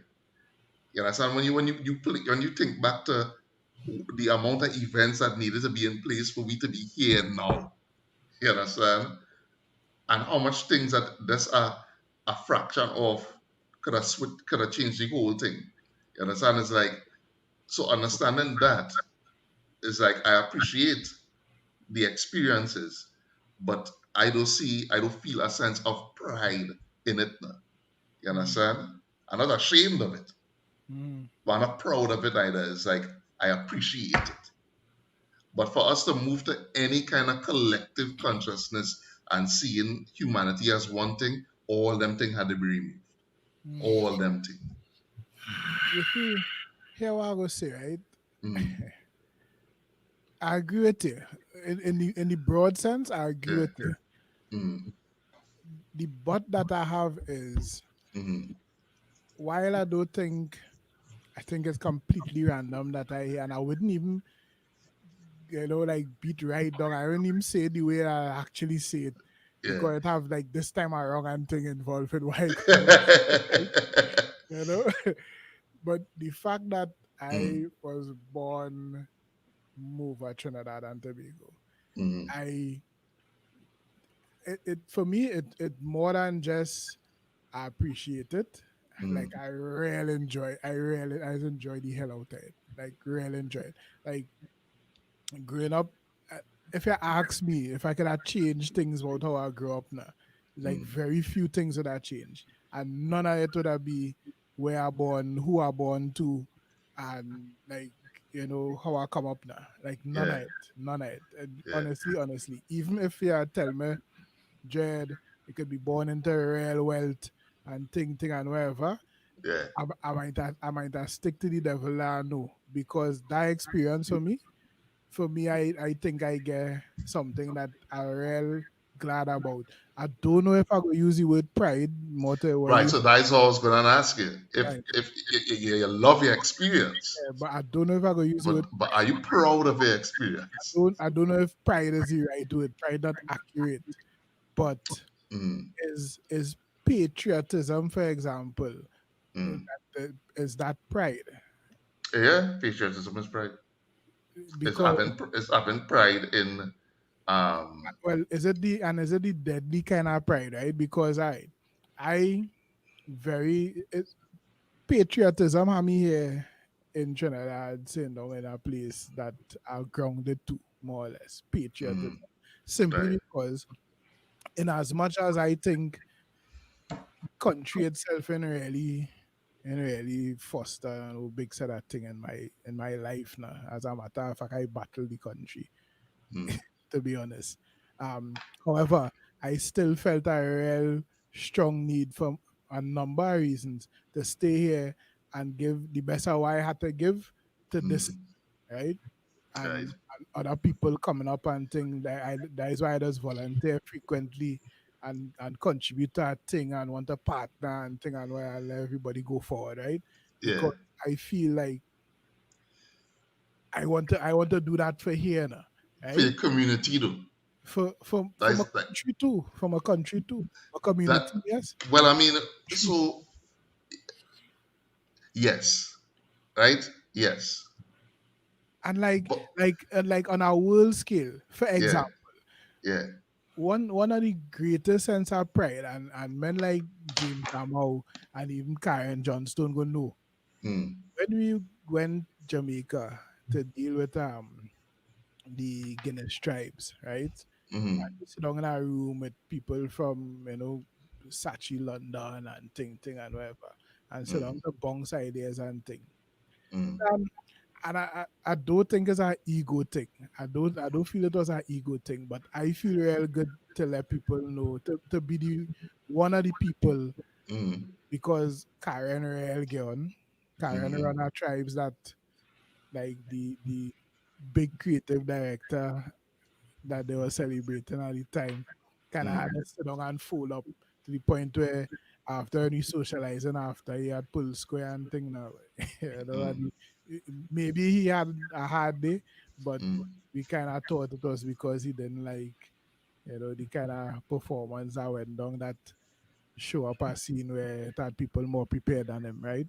Right. And even the ideas and thing that our group spit out, James and myself throw out some things, and how we perform in the brainstorm, and how we work in the workshop and thing, was stellar. And I was proud to be able to say, like, I represent we area to show, yeah, we doing good down here. You understand, for the brand now. Yeah, Right. all they bring the brand here, yeah, we have all the luck, right? And it was recognized. Like, Right. things we launch in South Africa and thing, and I send creative that 100% in all markets and thing. I feel good to know that I do that and show we little spot doing this, right? Yeah. Now, it is not from a perspective of I think I'm better than you, Yeah. or I need to put you down and raise me up, but Yeah. it's more from a perspective of we contributing to the thing too, and I think that valuable Yeah. to the Well, people, I mean, you know. yeah. Well, you see, it has certain things in the language they use that tell him, you say, from this little spot. You understand? And the Mm, whole idea of us being a small place is like, you understand?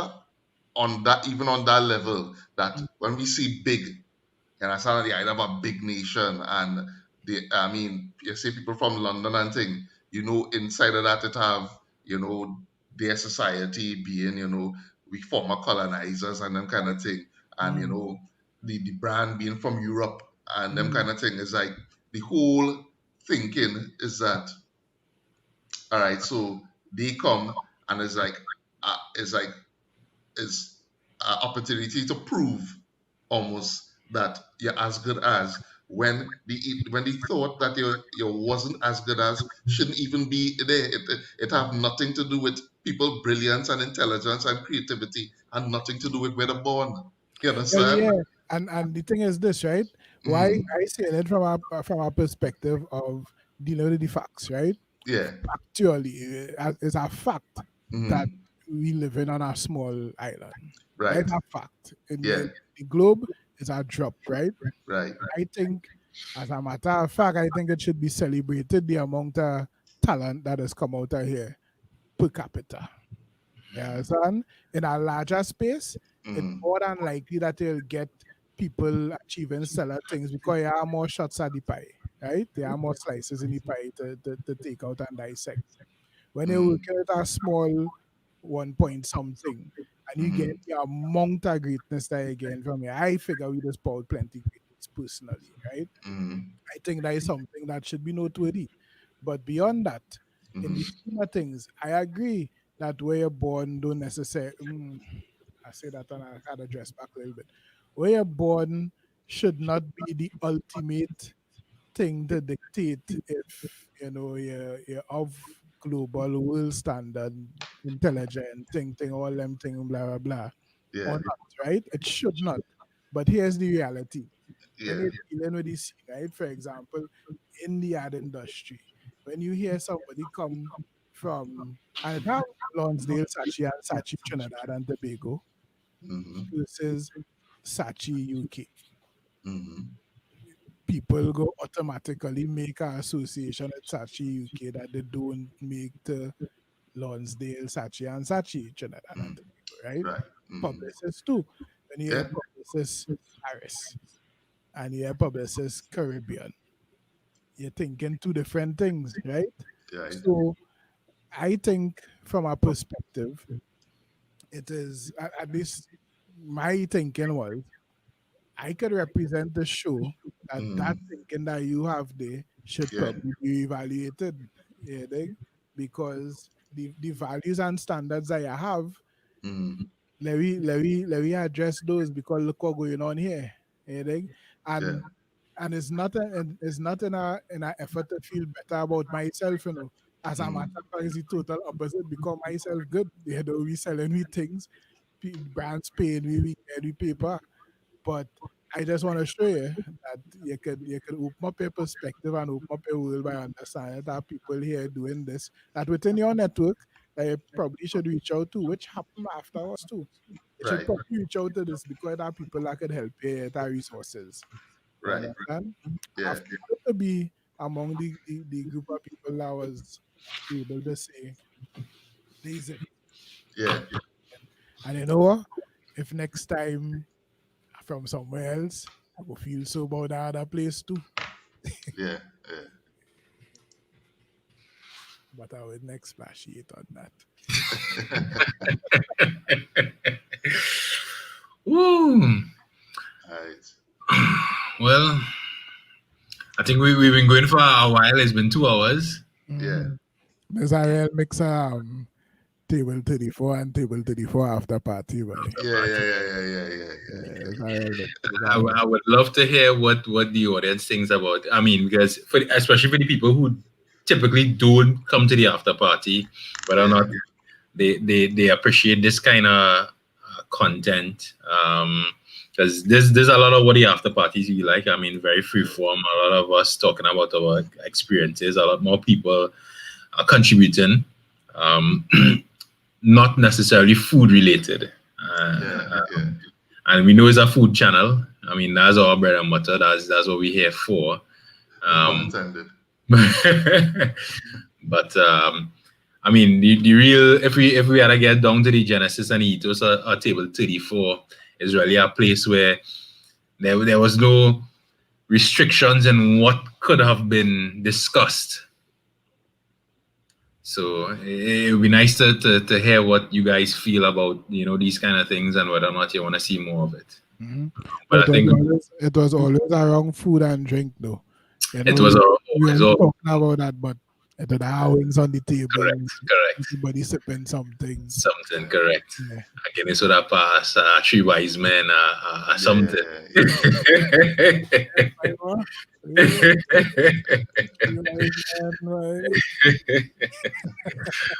Good. I find it was fun. I enjoyed it. I enjoyed it too. Tim said he's an after party junkie, so he's fair for this. Yeah. Elizabeth saying she loved the discussion. Nice. She wish she first time at the after party.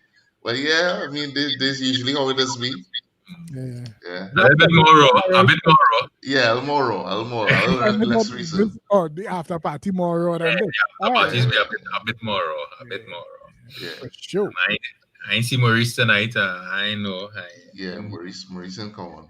Maurice is a veteran, so he's looking at falling after party time. And for those of you, I got 37. Nice. For those of you who've never been to after party, some of them there's go for hours. I mean, I think 5 hours is the longest we've gone till like almost 2 o'clock in the morning. It's get ridiculous sometimes. Quincy go lime for as long as you allow Quincy to lime. But we will complain till but we can't complain no more, but we go facilitate. So it was fun. We do have a fair bit of things coming up. Stay tuned to this space. We have some ideas, and it just didn't come to fruition this week. We have some people, hopefully we'll be blessed with some people who, at least the Trini audience would Nico, we tried to not get political. We tried. Yeah. I can sum it up in a word: nonsense. Yeah. We have some people who will hopefully grace the stage over the next coming weeks, who the local audience would hopefully be able to connect with, and who would know who they are. We'll continue to bring as much as we can some of the foodies and the influencers, because that's where we started. I mean, for those who don't know, we started as a blog many moons ago. We've progressed from there, but we do like to highlight some of the people who are starting their stuff and coming up, because we got opportunities, and I think there's a great opportunity to highlight some of those people. So yeah, and comments, feedback is always welcome. What you would like to see, some of, ideas. This is not just us and ours. I think the great thing about Table 34 is that we're trying to really build a community on the page and around the show, and expand the community of the audience that is at Eater Food. So always comments are welcome. Feedback is welcome. Don't feel afraid to tell us what we're not doing well, what we are doing well, what you'd like to see a bit more of. And well, we don't care about what I think. We hope to continue to be providing you guys with a forum to hear our thoughts and to express yours for as long as we can. Yeah. Yep. Safe. Yeah. Cool. What we coming with next week?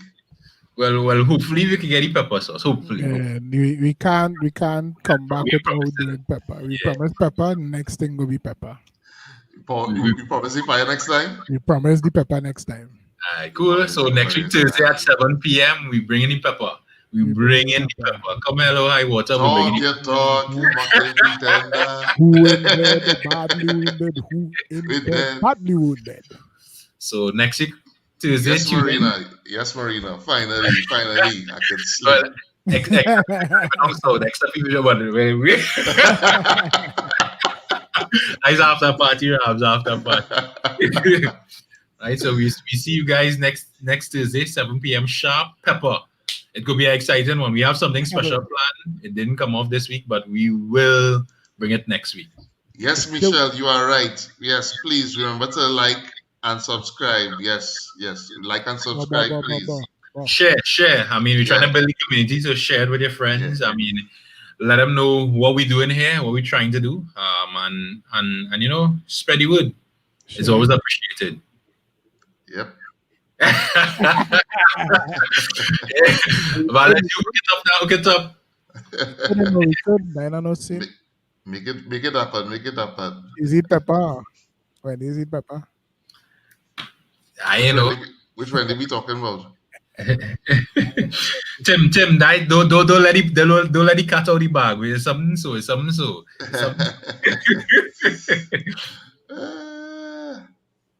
The double take.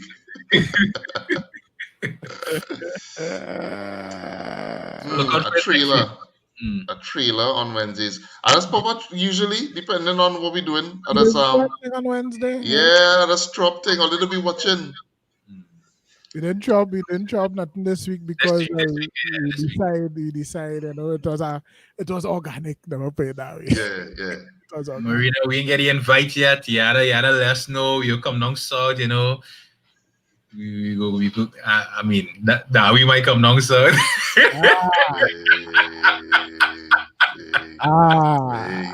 Tim, yeah, of course, we'd love to have you. Tim, what are you doing now? All you want to go for till 10 or? No. Are you done? Let me done. If I had to decide. I don't get fancy, but I say we cut it out. All right. Yeah. Like this week, but Tim, not next week, because what we're trying to plan, we really need people who we could have access to. But for sure, in the upcoming show, Tim is one of those people who loyal. I mean, they're here every week. Yeah. So for sure, we'd love to have you on the panel. Yes, Tim, we'd love to have you on the panel. So we reach out. I mean, reach out to us via email or the contact page.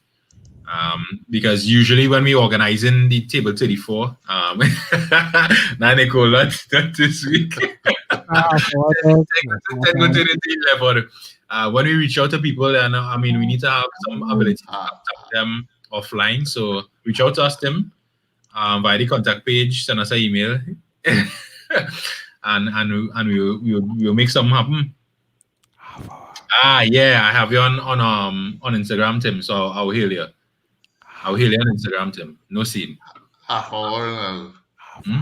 half hour, 30 minutes. All right, I go and get a bear. Only do the thing. I go and get a bear. I can get wise. Yeah, that what we talk. That's all the good and take. They can't say we're going for half hour and then leave. No, No, I even I right here. I right here. I Yeah. just gonna get a drink. I ain't taking long. If it's half hour, yeah, that's saddle up a little bit. You know, I was just. Oh, so it's only 30 minutes, so Yeah, I know.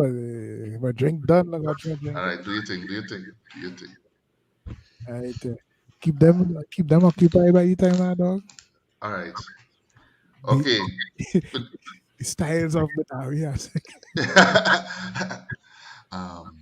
Coming up, we have a number from a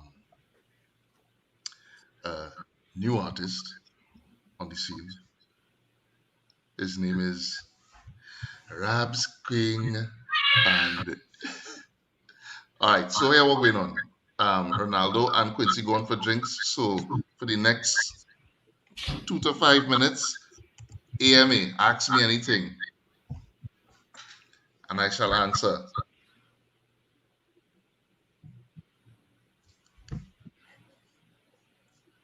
Any question at all, and I will answer. Ask me anything.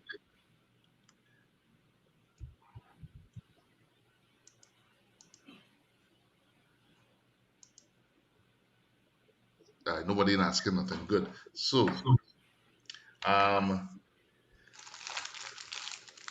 favorite thing to cook. Favorite thing to cook. Favorite thing to cook.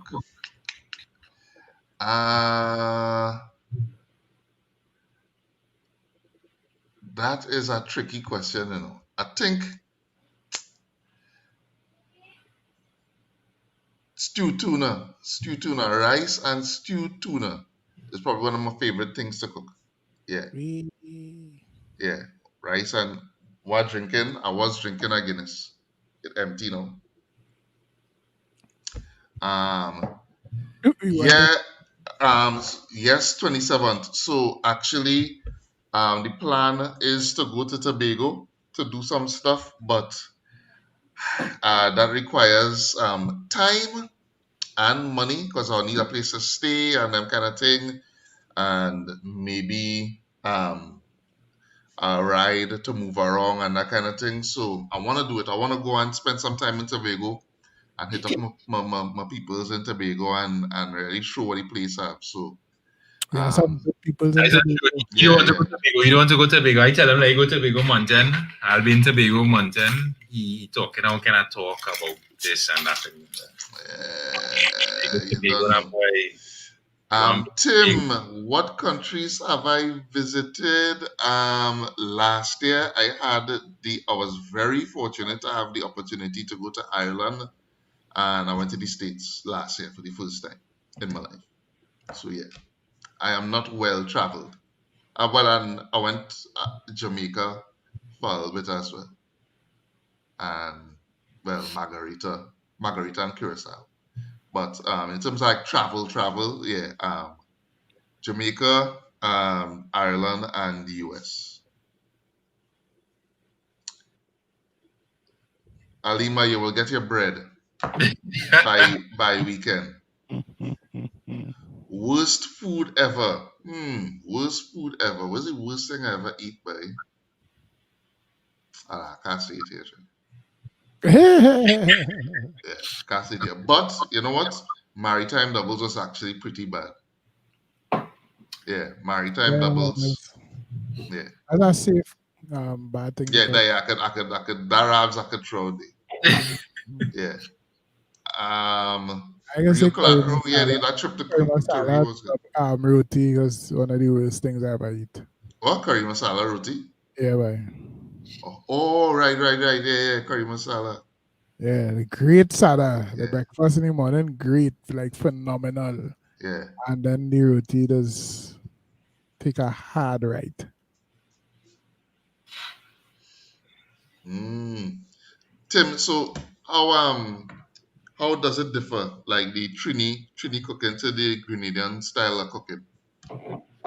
Like with some of the marked differences? Well, it's greener.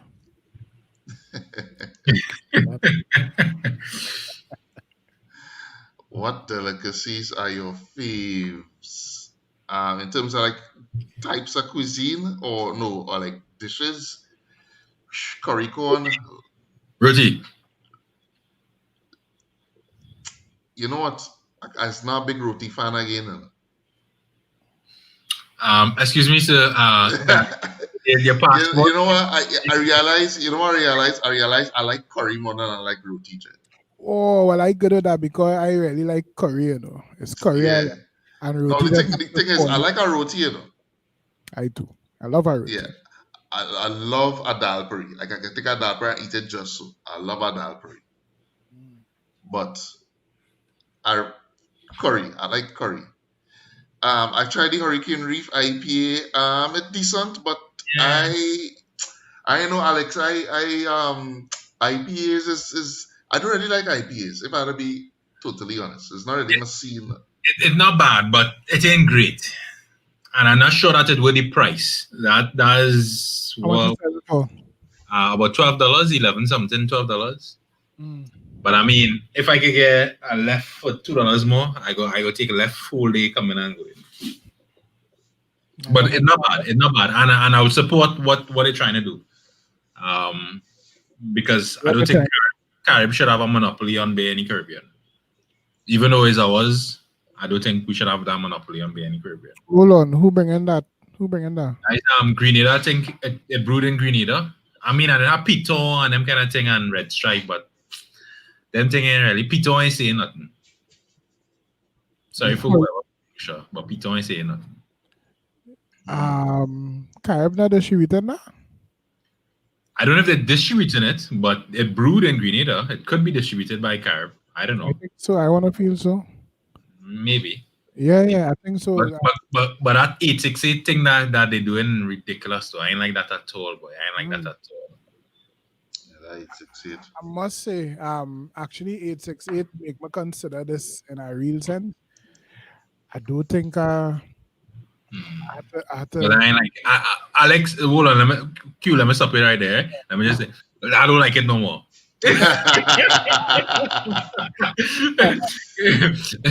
Yeah, or what Alex saying there, yeah, I think But I ain't like it no more. I ain't like it no more. it's Carib. Yeah, that 868, when I taste that 868, I realize I probably should either sharpen up my beer knowledge or just do comment on beer. Before I realize I was just not a beer drinker. I realized that. Well, dark beer like Guinness, I could deal with that. But no, 868 is 868 don't taste good. It don't taste good. It don't. It don't taste good. It don't taste good. It's not like Nicole say 868 is polar, and polar beer tastes better than 868. I remember we used to drink Polar heavily. Yeah. Polar was cheap. $20 so how much? 3 for 20. 3 for 20. 3 for 20 hours. Can't go wrong. You can't go wrong there. Yesterday I was I think it was less actually. checking out Belgium. I had to make a trip to Belgium, boy, because I fully believe now, in terms of my favorite beers in the world, Belgium is it, right? Belgium. Yeah, Garden, Left. Good stuff coming out of Belgium.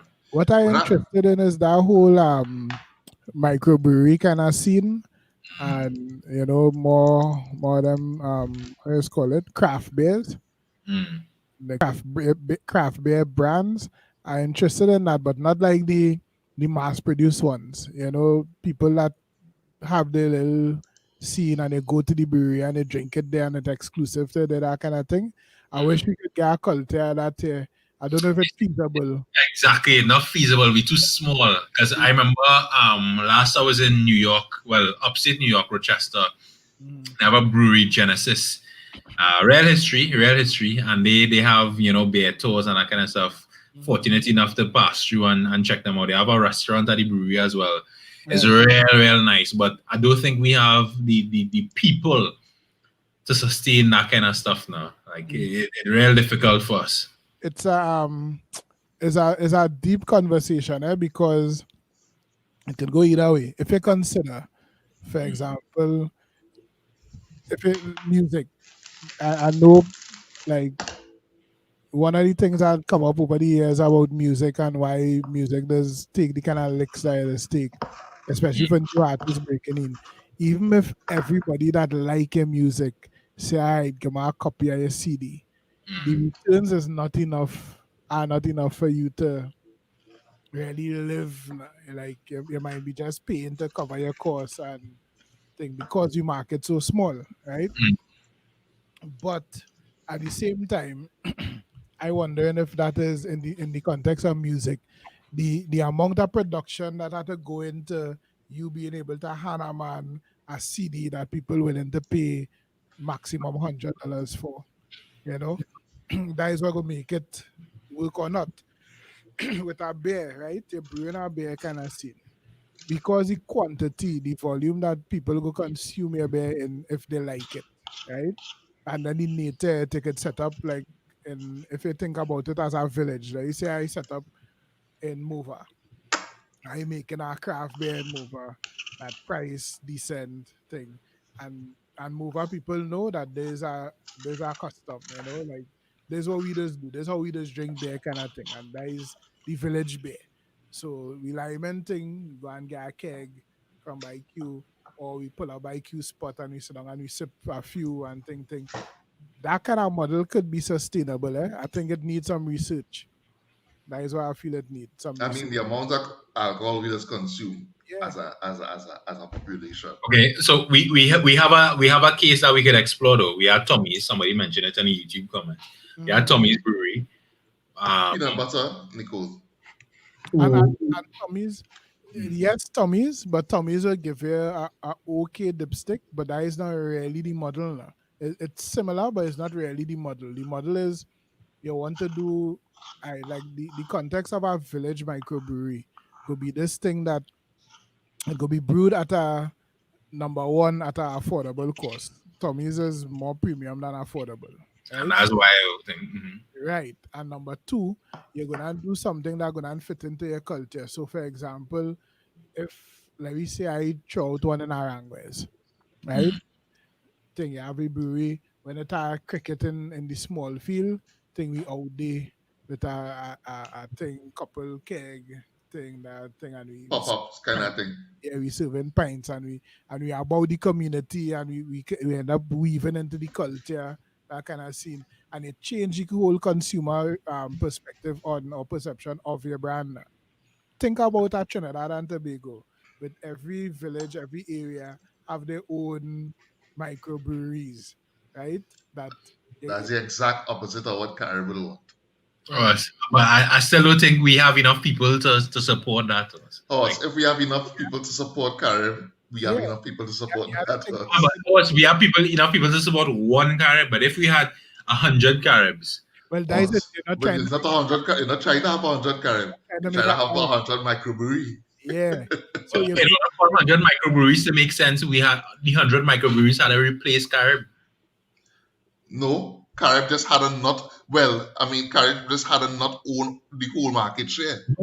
And again, for the 100 microbreweries to be able to make Carib had to go because No, Carib it no, don't they have had to to go, go. had They to had go to it just had to give up market share. It well, just had to not they had monopolize to us. It just had to not monopolize. That's what it had to do. for Not Carib monopolize. for Carib to do that, it means Carib as it is now do exist because No, Carib no, no. It exists. It just don't exist in how as it exists now. exactly that. That's what I say. So Carib scale and thing don't lend to Carib doing that kind of stuff. But again, what Q was talking about in terms of cost and that kind of stuff, a microbrewery can be profitable for the owners if they had to compete with Carib.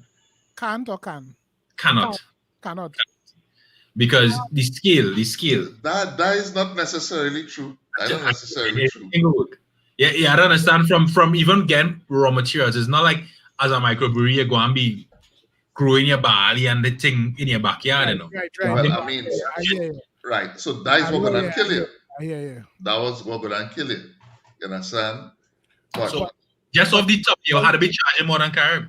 but it's difficult for me to say so without the real data, right? Because it have a way to package it in. I mean, if I consider in business, thing Mm. like cash flows and all them kind of thing, business, right? All them kind of thing will come into play with thing and the kind of supply. Why Ronaldo these is a people why these people Ronaldo, often wear my little Ronaldo is a 1% on the Yeah, loop. You understand? Shares yeah, in the KFC, KFC, shares in Caribbean. yeah, Yeah, Ronaldo I is a just one respect percenter. business people and what they've achieved, Jed. I really do give it to them. and we ought to. But yeah, if you see again, I and you know my thing is solutions via marketing and communication. So I see in where it might be you might be able to sell a beer that not necessarily low budget. It Mm. might be premium, but it might be low budget, might be somewhere bumping in between there, that kind of thing, that regular price, I'm gonna call it that, right? And by volume, you're gonna be able to what gonna be tricky is you wouldn't have the proper projections before you actually start. Okay, so you speak a good word there, which is volume. Because Mhm. at the end of the day, that's what Carib is bank on. Mhm. Carib could sell a beer at what $7 or $8 wholesale because they're selling volume. Beer Volume. selling like hot hops. Beer selling. When you have a microbrewery and a car selling a quantity, the only way to make it viable is to increase the price. So your Yeah, profit margins had to be greater. but Naldo, Mm, consider the scale, right? mm, For Carib to do that, right? mm, For Carib to produce what they're producing, they have to have the resources that they have. And the resources that they have require them to be turning over a certain amount, right? With a microbrewery, you had to reinvent all them things and change all them variables. I So hear what you're saying, right, Q? But at the end of the day, you as the owner of the microbrewery still had to have a house, had to have a car, had to pay for your thing and this and that and the other. And but you ain't doing this out just for the love of it. of course you're looking to be profitable. But Right. what I'm saying is being profitable, right? In the context, don't necessarily mean you're making the amount of money that Carib making, for example. You could No, be you don't need to make that. You don't need to make that. you own a microbrewery, right? You and let me say three of your brethren working in the microbrewery, right? And all you're making I'm gonna say this might be slightly controversial, but all you're making the equivalent of two Carib executive Two kind of executive salary. salary, right? All Mm, you, all you carried home that, right? mm. Full stop. Simply because your overheads less than, like way less than going out and renting something. That's not how it does work. I saying that simply because there was as Ray listened to my BBC, right? So there was a show on BBC a couple months ago, and they interviewed a bunch of people, one from Brazil, one from the States, and another one from I can't remember where, who owned and operated. I think the third one was from the UK somewhere. Owned and operated microbreweries, and they were Okay. speaking to the challenges of operating in their various environments. Right. And bottom line is they couldn't compete because even from the perspective of we had cost of raw materials, we had cost of the product. Mhm. We also had market penetration and marketing, which is something that you know very well. Mhm. But getting and convincing, so you're talking about the village. You see, convincing that village to I only drinking Q and I'm not drinking Stag no more is Mhm. a huge undertaking. It Is is. That it? Is it? it is, You it know what? is, it I, is. what I would say, it is a huge undertaking, but it have a way to do it. It have a Us, science to do it. I don't think that's a huge undertaking. No, Us, you don't understand Yeah, it's oh, huge to many. loyal us, people is to the beer. For example, all you us, see, all they had it. Well, but go ahead, Dari, sorry. but Yeah. Dari would say that, and you go say that because of your experience in Goodfellas. Goodfellas go influence how you thinking, because that Mm, we had our brand, right? That even on a small scale, without all they didn't do no real marketing for that, nope. and it had a certain clientele in the Mm. village, in the area, that ascribed it, that used to come through religiously for it. Most people used to not go Mario's and Understand? not go Yeah, and that's right, not David. think. Yeah, But if you're really running numbers, you wasn't buying a house and building a house on that. You wasn't taking care of your family on that. how you know that? But telling you tell me what you could talk about what you're making. Goodfellas wasn't But paying but but you. Ronaldo, I mean, it's not fair comparison. I didn't start that as a youth man. You Mm. understand? And Doing it that thing. wasn't. You're doing that Yeah, thing. I That's not didn't grow it into a And, business. and hold on, hold again, on. Before, too. So but, Yeah. we, but before you go on, we make sure Mm, that we dealing apples with apples. Right? What we're talking about is not the whole business, but we're talking about the penetration. Eh? yeah. Right. So this is what Quincy's saying. Even for me, as a small business, you understand, that did not market, I didn't have no advertising or nothing other than would have more people that say, hey, it has some fellas in the drive making pizza.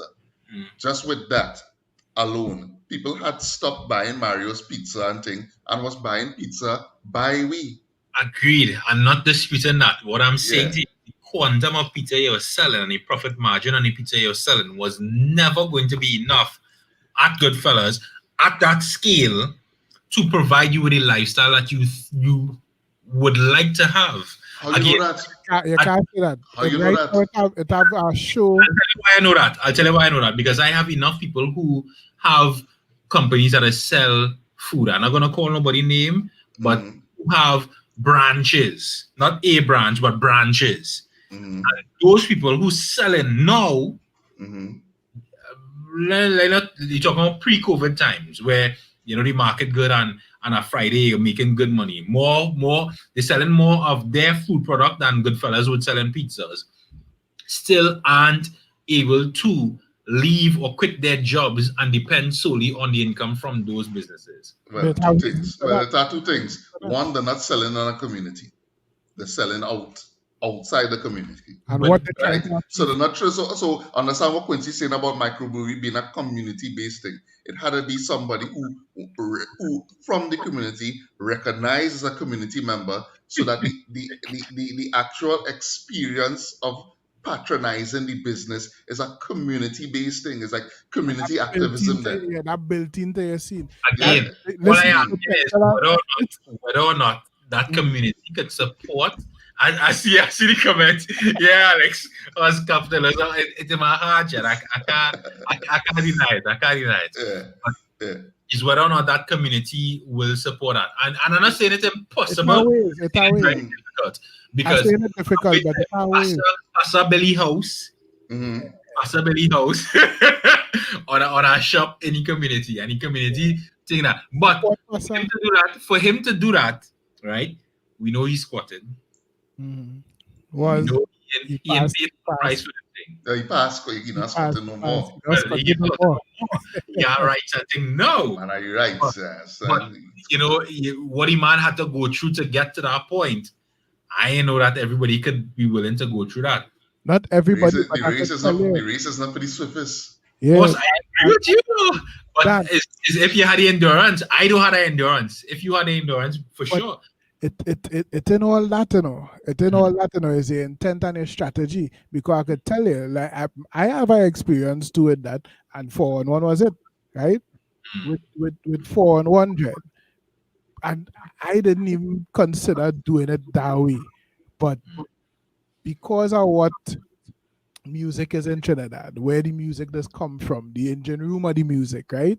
Because of the people that looking at certain things as aspirational in the industry and all that. When we drop 4-on-1, Dread, the main power, and this will impact on plenty of how I just think now big time because I see it live, right?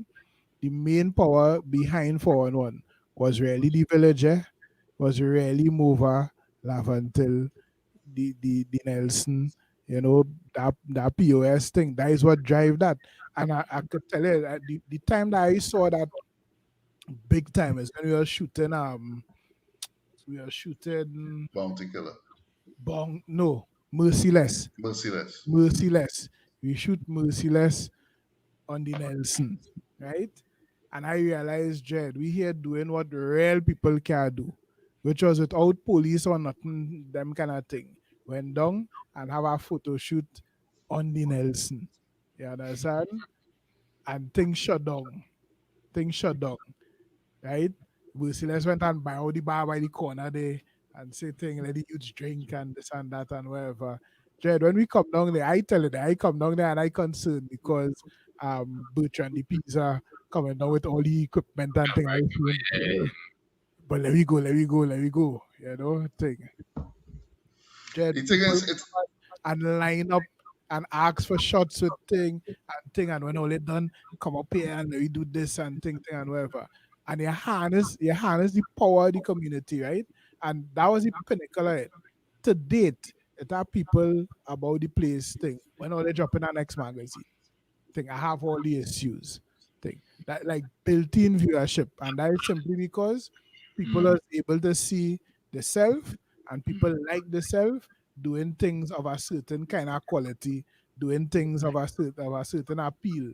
And they was on it, they was on it and they embrace it. If you do a beer, a craft beer with that kind of energy, there's a Mover beer or there's a Ranguez beer or there's a Shoguna's beer. And this embody all that this embody everything that we think and what we find and what we like and thing and it use flavors and local thing and this and that. Dre, the buy-in for that go be ridiculous, eh? I wanna agree. hold on. It's not. Hold on. But I wanna give Dawi the thing, but I just wanna come back to one thing, which is at what point does the community then turn around and say why he having and he able to do these things and I don't have? But go ahead, Dawi. Right. So it have examples of what we're talking about happening right now. Bakeries, right? Bakeries is a community-based thing. True. It have bakeries that serve in communities. It have monopolies or people who are trying to monopolize the bread trade in Trinidad that have actual business strategies to shut down community bakeries. Boom, bang, my company.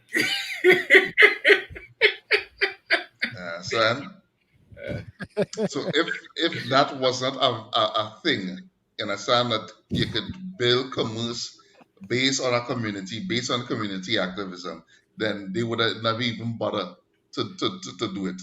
So for beer to work, it wouldn't just be setting up the microbrewery. It would be that you had to start a supply to bars in the area. And bars in the area had to start to push your beer and not take beer from Carib. Exactly. And that is not something hard to do. I want to interject and say it's not even I agree to a point, but it's not even like that, right? In that you have the opportunity to recreate how a bar in the area could interact with you, right? So it's more than just when you say take beers from you instead of take beers from Carib, right? It kind of put you in the realm where you're trying to be Carib, bottle for bottle now. Yeah. You have to bring an experience to the bar that you can't get. Right. So it also have other things. So for example, your microbrewery could be tied to doubles. You understand? You could set up a doubles man outside your microbrewery, and it's because it's beer and doubles. You understand? That become a cultural thing. Or it have a tanty selling breastbone. It's breastbone and microbrewery in the community. You understand? Them kind of thing. And here's a microbrewery. So maybe imagine if Bayer had a microbrewery. And this that would not fucking shut down Santa Cruz. I don't come and say this straight. Yeah. I really feel we have drifted so far away from support at a community level like that. I don't think we could go back to that horse because even like a Bayer horse, I don't think there's me. I think if KFC open a branch in Santa Cruz, Bayer Dog's dead. I I Nah, don't want to believe that was no. I I know can't you doubt don't it. want to believe it, I but can't doubt. I can't say 100% it no. would not You happen. I see, don't want to believe it, but I'm telling you. watch this, right? Watch this. Mm. That is not how it does work, and that is the thing. We might think so on the on the outskirts, but that is not how it does work in reality. Buyer is a specific experience, right? That people know, that people go deal with, right? KFC is also a specific experience, and actually it tie into what I was going to say. When you're reimagining something, you have to reimagine the entire thing, which means we don't if you're talking microbrewery, it is not wise, as a matter of fact. I will go as far as to say it is not wise to think about it as something that's going to replace anything that's on the market. It's good to think about it as creating your own space. Here's the difference. I'm not concerned with taking anything away from Caribbean. You know what? When you go a concert in the savannah, when you go by the bar down the road, they call you heading in tongue or wherever, you know what? Buy a carib, buy a stag, buy whatever you want, and go and do your thing. That is fine. I not competing for that. I competing for something completely different. Let me own, and this is why I will give any brand if I consult them with. Let me own a very specific mind space in the consumer, a mind space that not yet occupied. Maybe I just being real while and off the top here. Maybe my beer is the beer that you just drink in the morning because it had no beers consumed or not much beers consumed in the morning. Maybe I create that within my experience. I know that real out I whack and wild and thing and is an uphill battle. But I Now, say now we maybe keep that coming for a second. maybe my beer is the beer if we come to a community level and something that make more sense as I process it a little longer, slightly couple seconds longer. Maybe my beer is just the beer that you just drink when you go to the cricket in the savannah. You drink my beer. Every other time is a Carib man, is a stag man, is a Guinness man, is a whatever. But when it come to cricket in the savannah, that particular experience, you just drink this beer for whatever reason, whether it's more cost effective, whether it's deliver a better flavor, whether the the paraphernalia thing, whether it's pay and when they come inside it onto the ticket price, whatever, right? But we had to own a unique mind space for the product. So then we're not even thinking about it as competing against Carib. And Carib could continue selling whatever they're selling to whoever they're selling it to. But what we doing is creating a unique experience for we seen. You understand? That I think from that perspective, and that is why in my head I thinking a microbrewery culture in Trinidad could really sell off. If we are beer drinking culture, Well, right? again, I think we have it with Tommy's, but you don't agree. I think we have it with Tommy's, and we'll see how that goes. Nicole, I don't like that comment about Trump. I don't associate me with that man. Oh gosh. Roti Um, Captain monopoly. KFC, I go take that one, boy Valdez. I go take the Captain KFC. With respect to the roti monopoly, let me put in my 2 cents on that.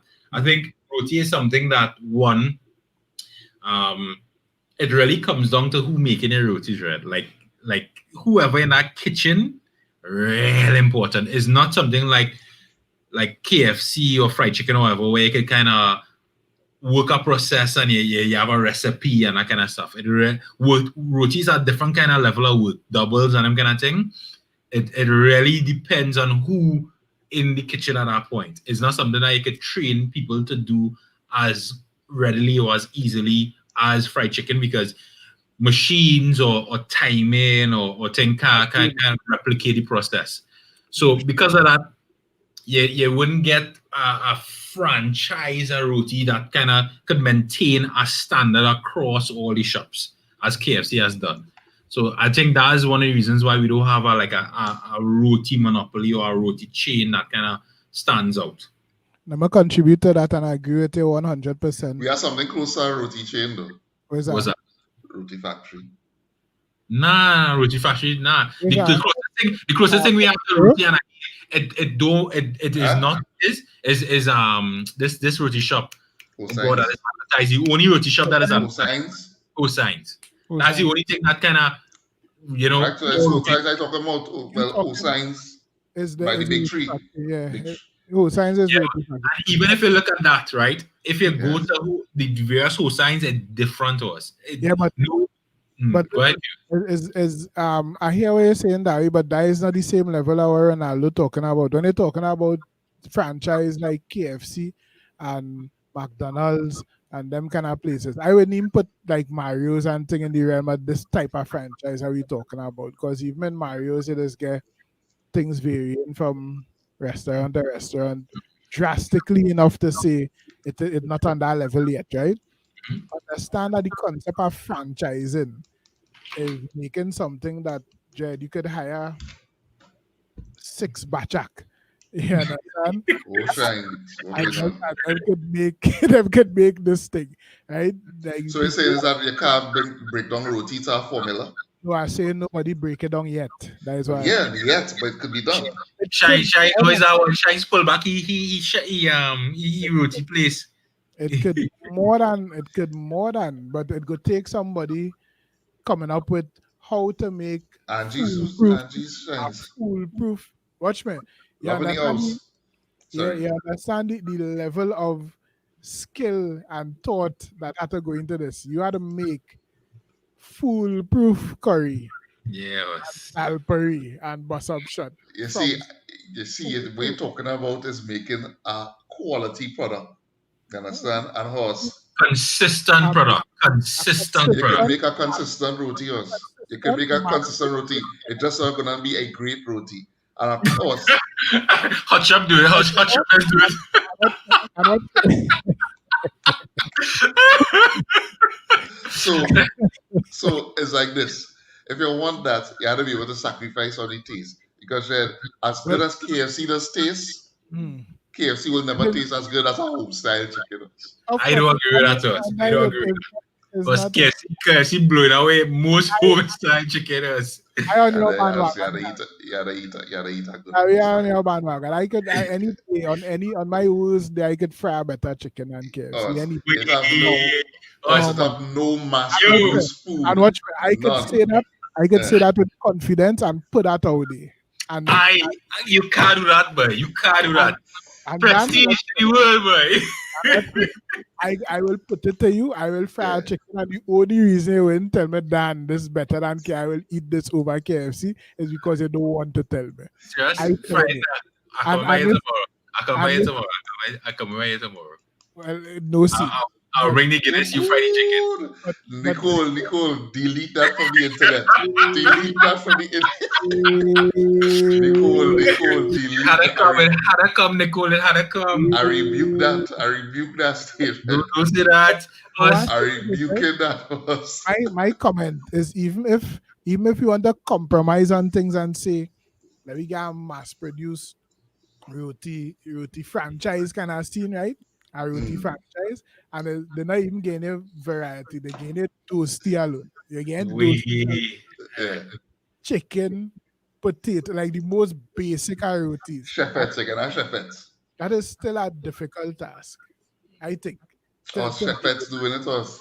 Yeah, but you gotta make it. If you Us, do how it, much and I branches talking Shepherds about have this, but I talking It- about it- in this market, in mm, this market to do that mass produce for people to eat it, it had to taste at least a particular way. And I ain't talking about quality. I'm talking about it had to taste a particular way, and it'll be us consistent. people buying hot shoppers. Yeah, Yeah, us. I buy hot Us shop yesterday, Jen. but I I regret say, it. But us people. I buy If hot people shop buying hot yesterday. shop, if people buying hot shop, you could make a substandard mass produced roti and sell it to us Was but for real money too. I'll put it this way: plain talk, bad manners, right? Plain talk, bad manners. Yeah. Hot shop open South. Hot shop South brand. No, I so said Nah, it go fail. It if, go fail. if Hot shop No, open in South, no. go If sell. hot shop open in the right place in South, they will sell. yeah. Will be right Wrong place by in South. wrong So it have to if it open High Street, it will sell. If it open near a police station, it will sell. If it open in a place where it have foot traffic and people working and thing, and the churning out roti fast, and you have to wait long for roti and thing, and they can handle multiple lines and thing, hot shop multiple lines. fast, so hot, touch up horse, efficient. horse, four Dari, kasha, four Dari, kasha, four kasha horse, four kasha, The KFC Dari, four and kasha. KFC already. Dari, you know what? Horse, I, Quincy, I'm gonna grill. Also, I'm gonna on grill your upset, you side, know. I'm gonna on your horse, side, horse, I'm on, gonna grill upset, you know. Here it is, four uh, kasha, and depending on where you're going, the telling you, hold on, roti coming out just now. And it's trees of roti coming out. Trees of pre-wrap. You understand? It covered pre-wrap. You understand? Or they even wrapping it in front of you. It not coming out chicken, beef, thing. It not coming out wrapped now. Oh, Dari, you that know what? I had to say, when by the time I say next time police station, I see where you're coming at, right? I talk after I like, you know what? Yeah, boy, business wise, that should go big. I go back. Listen, I rebuke it. I rebuke it. Yeah, And all that's holy, man. yeah, But that should go big. That should they go go big. big us. Yeah, yeah. I Oh see many shit. a thing. I see many a thing prosper because you can get it quick. And you know, Yeah. like the only thing I see that was quick and real convenient, and it actually wasn't a bad quality that didn't Mm. make. And I can't even say it didn't make. I just don't know why it stopped. You see, Fresh Express, Jed. But yeah, but Fresh Express used to get too soggy, I think. But Fresh Express was real good, boy. I find that Fresh was good. Express was real good. Yes. I find Yes, Fresh Jed. Express was them sandwiches I used to buy all over. Yeah, little kiosk thing. Yeah. Yeah. Who I don't know? Who I don't know? that was Bermudez, I That's think. Bermudez. That was Bermudez. Yeah. Which is Kiss. Well, yeah. Mm, Laurie used to, Laurie had a link. Laurie mm. Cooper from Clico. She Yeah. had the link. Fresh Yeah. Express wasn't bad. It wasn't bad. It wasn't bad. Bad, it wasn't bad. It had some weird flavor. The wraps had a weird flavor, but I mean, Mm. it Yeah. totally consumable. I didn't mind. I didn't mind the wraps, but it wasn't my favorite things. But I was Darius. It had a tuna on chibata Mm. that used to sound up real good. Sound up real good. I must say, like when they stop it, I miss it. I was like, I Yeah, I feel miss that. Fresh I Express. really I miss. pour I pour some bail for the dead homies. Yeah, yeah, yeah, I was yeah, like, yeah. boy, Fresh Express, why? Fresh Express was hard, and the Yeah, salad was good. yeah. All I want to do is bring to your attention that it is now 12 minutes past 10, and you all agreed to stop at 10 o'clock. Right. And this is typically how the after party is. Matthews go. Yeah. This is my contribution. But the I hear conversation what going was on, nice. Ronaldo. You said it would. You said it Yeah. would. Yeah, yeah. Nice. The conversation was nice. The conversation was nice. I enjoyed the conversation. I learned some things. I got to share. It was very fulfilling for me. Quincy I Real changing up the scene. Yeah, but I go like that roti thing gonna give me nightmares first. I'm gonna pop into my head and I'm gonna get anxiety and think. well, the kiss. Yeah, kiss roti. Wow. Good, yeah, man. Kiss Janelle talking about KFC. Or Janelle don't understand how good Prestige. Wait, City Gill in the house? Wait, nah, I gotta go. Because it's gonna go till midnight. Nah. She late. Yeah. KFC and Prestige figure out this food business in Trinidad. They figure this shit out, you know. Like they're really. Well, I mean, I think KFC figure it out. It's KFC figure it out. I mean, Well, KFC figured it out, but Prestige implemented in Trinidad in a very, I want to say, a unique way. Because even if you look at Subway originally wasn't owned by Prestige. They had multiple different franchise holders, and Prestige come and really take the thing. And now, if you look at Subway, right? Subway is one of the leading fast food chains in Trinidad. That's because Prestige know what they're doing. I would say that, yeah. I would say that. Is it know what they're doing, or I is would it say have Prestige know what they the, do. No, Prestige know what they do. or is it having the initial canvas in terms of No, the Prestige. Oh, Prestige so no I one understand that it had mm, Subway and it had that other thing always keep bringing up that was competing with Subway. Quiznos. And by all accounts, Quiznos had a better product than Subway, right? Mm-hmm. But Subway prevailed, and Yeah, Quiznos. because in Trinidad distribution is king.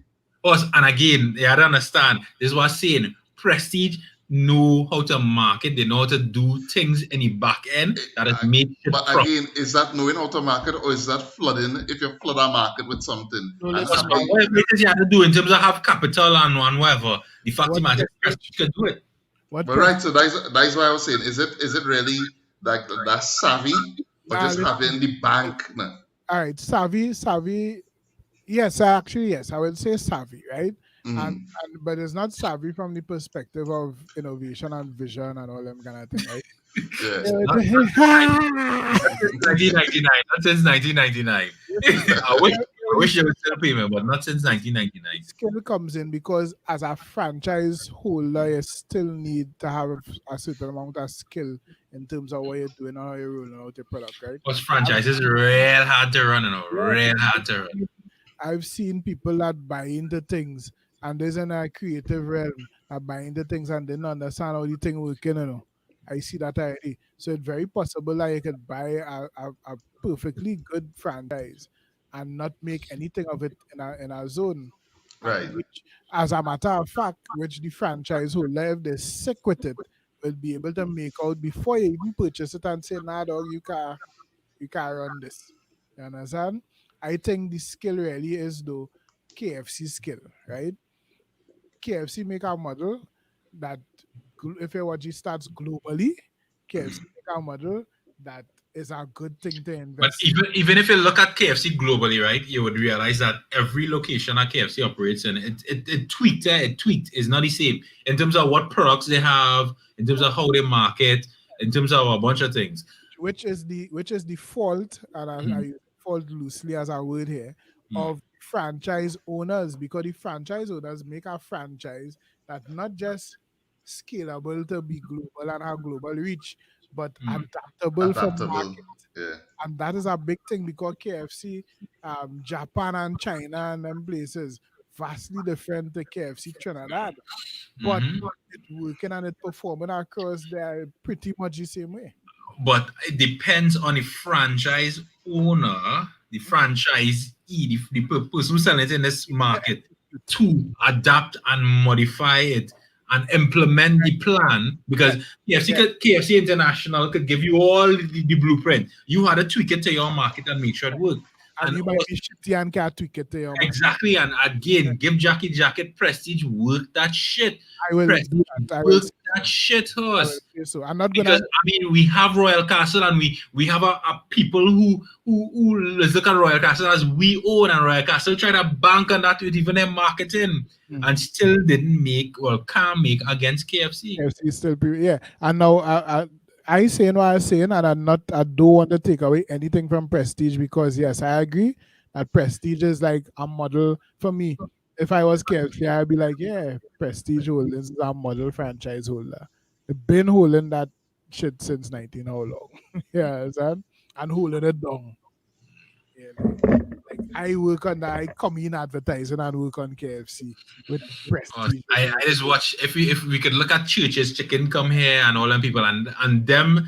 I can't remember thing them is Aboods or whoever who own churches and Vida France and all them.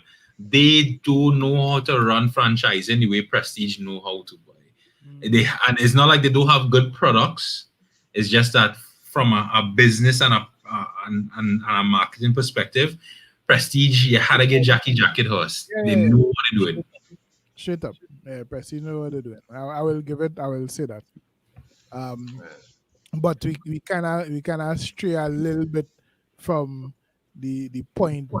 Yeah, I can't even remember what we were talking Yeah, it's about market. And I think that the success of a franchise is basically on the owners of the franchise to be able about. to make something that So so Is this oh we end up here we related we still talking microbrewery?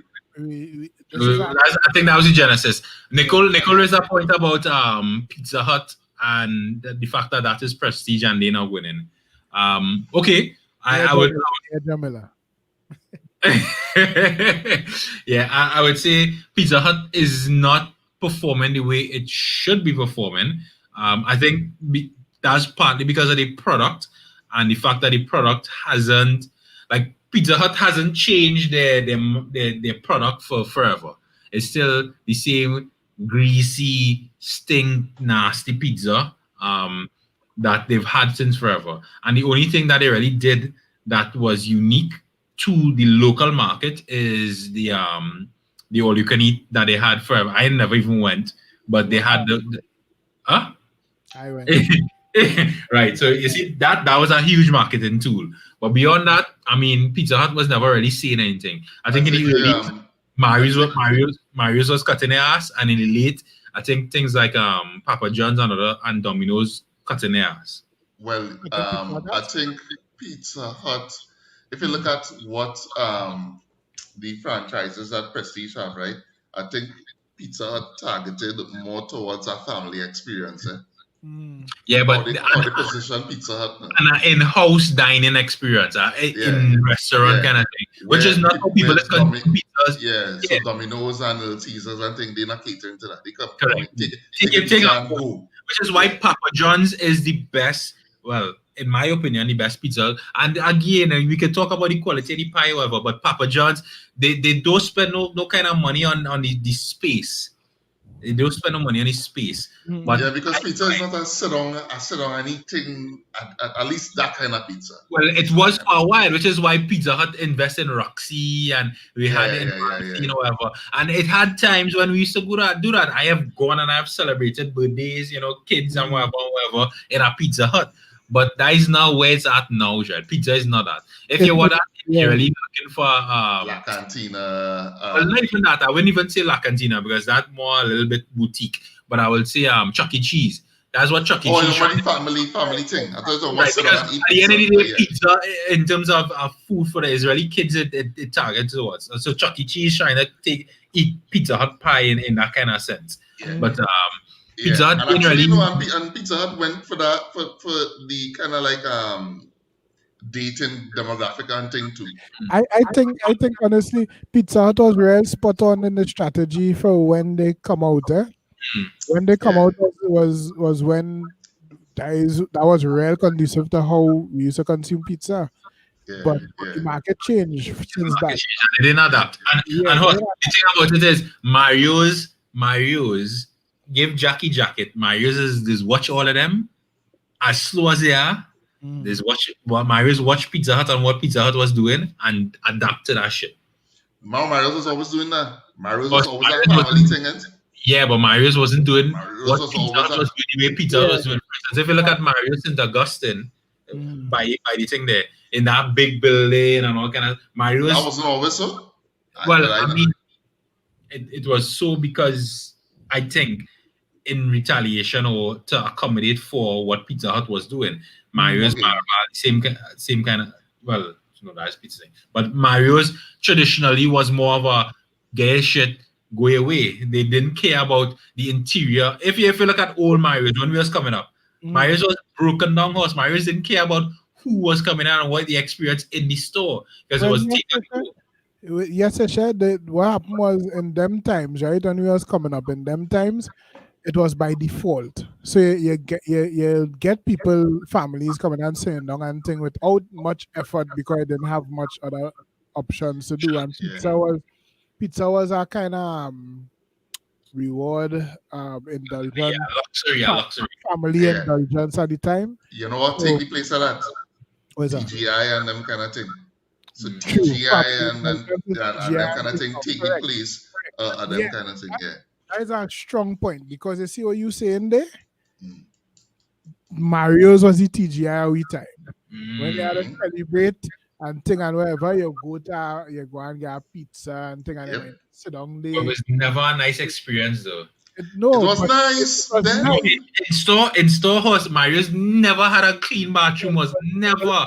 listen, But here, also our last day of school, yeah, I you don't and your care parents what got you married. going Mario. They had an old CRT and a real nasty broken yeah. bathroom. Watch me. Here, what are you talking about, But I right? had fun though. I agree. Yes, and that is nice thing now. Yeah. It wasn't aesthetically and all them kind of thing. It wasn't there, but Mm. Mario's associated with some great times though. And Yeah. the experience itself, Yeah. you used to carve your experience to that. Yeah. So Mario's was essentially the TGI. Yeah. Mario's was the TGI, and then well, Pizza Hut became it because you want to go and do something, celebrate a family birthday, wherever. Mhm. Pizza Hut. You And I understand? Pizza Hut end up coming in with a strategy based on the time, right? Mm-hmm. Pizza Hut realized what the opportunity was. Well, all right, families coming and dine and thing. But look at the conditions they're dining in. All right, let me set up these spaces to Yeah. accommodate this Nice and thing. that are doing better. Boom, fall in. But you know what? Then they really had to get prestige, you know, because then they realize Chinese getting money, Chinese have money, son. They can Yeah. give you TGI. Jumping at Oh, TGI, Young people have disposable income and yeah. want to lime and drink and Mhm. eat thing. oh. TGI. And as rituals come up and they realize, well, okay, we have a Coffee coffee. culture. Starbucks is on the Starbucks. sale. But Yeah. understand, prestige After is dread. Yeah, Again, yeah, when yeah, I look yeah, at yeah, yeah, yeah. when I look at these things, I look at business source, and them men know business. yeah. And watch this with the TGI. What I realize is they take a model that I figure would have been very risky when they was looking at it. Because and it would not take vision to take that and bring it here. Right? Because to make a TGI work here, what you seeing outside as the representation is not that. Dan, I went to Yes. TGI in Florida. Because TGI Floor is not a horse. That is a waste place horse. But they make that a premium place, a premium destination in Trinidad. Yeah, in Florida and wife beater and things sit down in a Yeah, horse, TGI is rubbish. TGI rubbish. is a diner. TGI is a thing. That's us. Okay, let me talk to all you plain horse. Mhm. When Denny's came here, because remember I was there, right? When Mhm. Denny's came here, literally Denny's priceless. I was there. It was mind-boggling to me because Denny's is compare or compete with TGI in the States, right? And when Denny's reached, it was like, okay, there's all prices were, but then when it compared to TGI, we were underpriced. Mhm. And it literally took like, okay, well, we marking up this, and we changing the prices to this Mhm. because that's what TGI build a market where we would pay that kind of price in Trinidad to do that shit. Prestige do that shit. Prestige do that. Prestige do that. Denny's Nobody else. Prestige do that. Was Denny's give insane. Jackie us. Look at Subway. Subway a decade ago, Subway 5 years ago is not what Subway is now. Actually, and if you look at it, TGI is what create trotters, is what create All of them thing. Yeah. all them Sports things. bars, sports All the bars. sports bars, We was yeah. sports bars. Yeah, straight up. Yeah. I telling We you, had zero sports bar culture. Yeah. I telling you straight up. When therefore when my cousin had come down here, right? And we say where like TGI. I see the man expression and I see And Q. yeah, and he Q. say, all right, but when he reach, the man Dowie was there. The man say, "This TGI." The man, Q. oh, And something you said a little bit earlier struck me, which was you see the ability to envision and to invest your money and to risk your money is what I applaud about capitalism was the fact that I would take my loan from wherever, or my resources that I have, and invest into this thing and have this vision that I'm going to create this and people are going to come and spend and I'm going to make. You should be rewarded for that. And that's the challenge I have with capitalism was because I do Well, think you should be rewarded, but I mean, the people who work in there should be rewarded too. no, and I agree. Yeah. And in some cases they are. I mean, if we look at most of the companies who have made it big. I mean, if you came in Microsoft in the early days, you need to work again. You know, if you come in Google in the early days, you really don't need to work again. Is it now when it build, because you're not taking no risk. You coming into an organization that we already proved this shit. We fix it. You coming in and you eating gravy off the sweat of we backs. But when Jeff Bezos start this shit in the garage, right, and he had nothing and he take a risk, right, he should be rewarded. It just should have a cap for that shit to us. But capitalism is important. And even if you look at it in China, and all the people who, I mean, they in the communist system, but they take any risk, they bend any rules, they're doing whatever, they're stealing proprietary information from wherever to be able to build those companies. They deserve the rewards for the risk that they take. Or it's 10:30. Right. Cool. So Yes. closing arguments. Capitalism is bad for the most part, and the world need to. Unregulated capitalism is bad. Yes. Regulated capitalism, where the community that it operates in sees and approves and agrees that there should be some sort of a threshold where you don't need more than this, is good. I think capitalism rewards people who take risk and go above and beyond.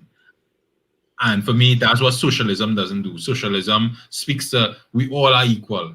Whatever. If I contribute 0 or I contribute 100, I still get the same thing as you, and that is what I can reconcile in my head.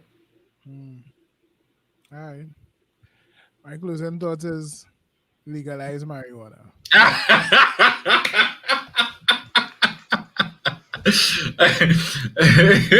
I was going to say something stupid and political, so I'll leave that alone. I was going to say crazy PNM. No, this is Malalasha or something. I hear the song with. Oh, listen, I sat to watch that, and I was like, you know, I know that the government and thing have contempt for people, right? But that was like, but that Malanasha ganja plant, the plate. That real? That is a real thing. Yeah, he do that. Yeah. Because men are don't care of you. PNM. Yeah. Endorse that. Yeah. But I didn't see it on no PNM. I went and looked on PNM feeds and me and see it. Oh, so that's the same way we went last weekend with by the way, KFC on pause for me for the rest of the year. If you see me, well, I'm buying KFC. I go eat KFC. Somebody buy KFC and give me the emancipation, horse. That really rubbed me wrong, horse. That rubbed me wrong. Emancipation, that was garbage. Yo, that rubbed me wrong. For those who didn't know, they had a leg bone in Hold on, I have it. Let me see if I can put it up. Sure. They put it up. That rubbed me wrong, horse. And you know, as a prestige man, you know, as a KFC man. You know, it reached foreign, right? Serious? Yeah, people were tweeting it and thing. They really, it was tone deaf, especially in 2020. What going on right now? I think that was just wrong what they do. But yeah, so again, KFC a little break. I had the best thing of my life yesterday though. Rab Screen buy some zinger and she blessed me now. So I had the best thing of my life. I ain't gonna lie. You're lucky. Oh, it reached all the route.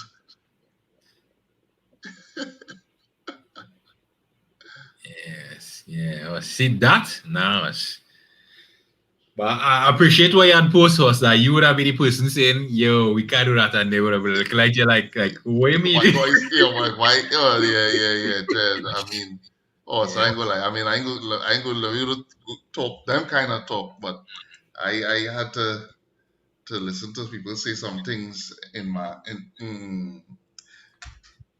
let's just say, yeah, been there. been there. I understand the thinking.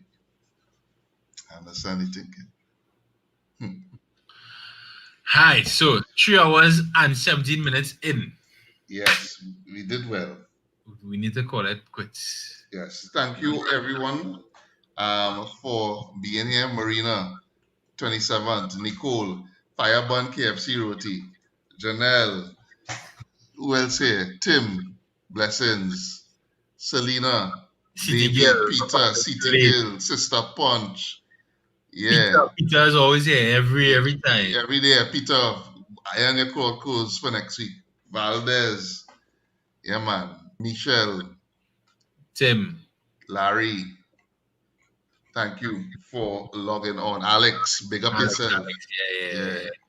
Alima, Gabby, Giselle. Yeah, man. Let Ah, us. we can't think J blessed. J Yeah. Bless, blessings, J Bless. Yeah. Next week we should be doing the pepper next week, yes? Yep. Hopefully. Well, All Q right, say come hello high water, we do it, so I guess we do it. We all doing it, right. we doing it, we doing it. We had to do it. We can't promise the people a week and we think now we doing it, we doing it. We could do it. Somewhere we doing We it. could do it. We could do All it. right, cool. So we're Right? doing it next week. Cool. Alright, fellas. Pleasure as Blessings. always. Yeah, man. Yeah. All the peoples, all the peoples. Yeah, man. Hey, Oh. Stevie. Hey, Stevie. Yeah. Look trouble.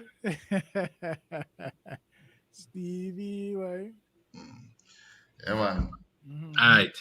Later. Later. Later. Yeah.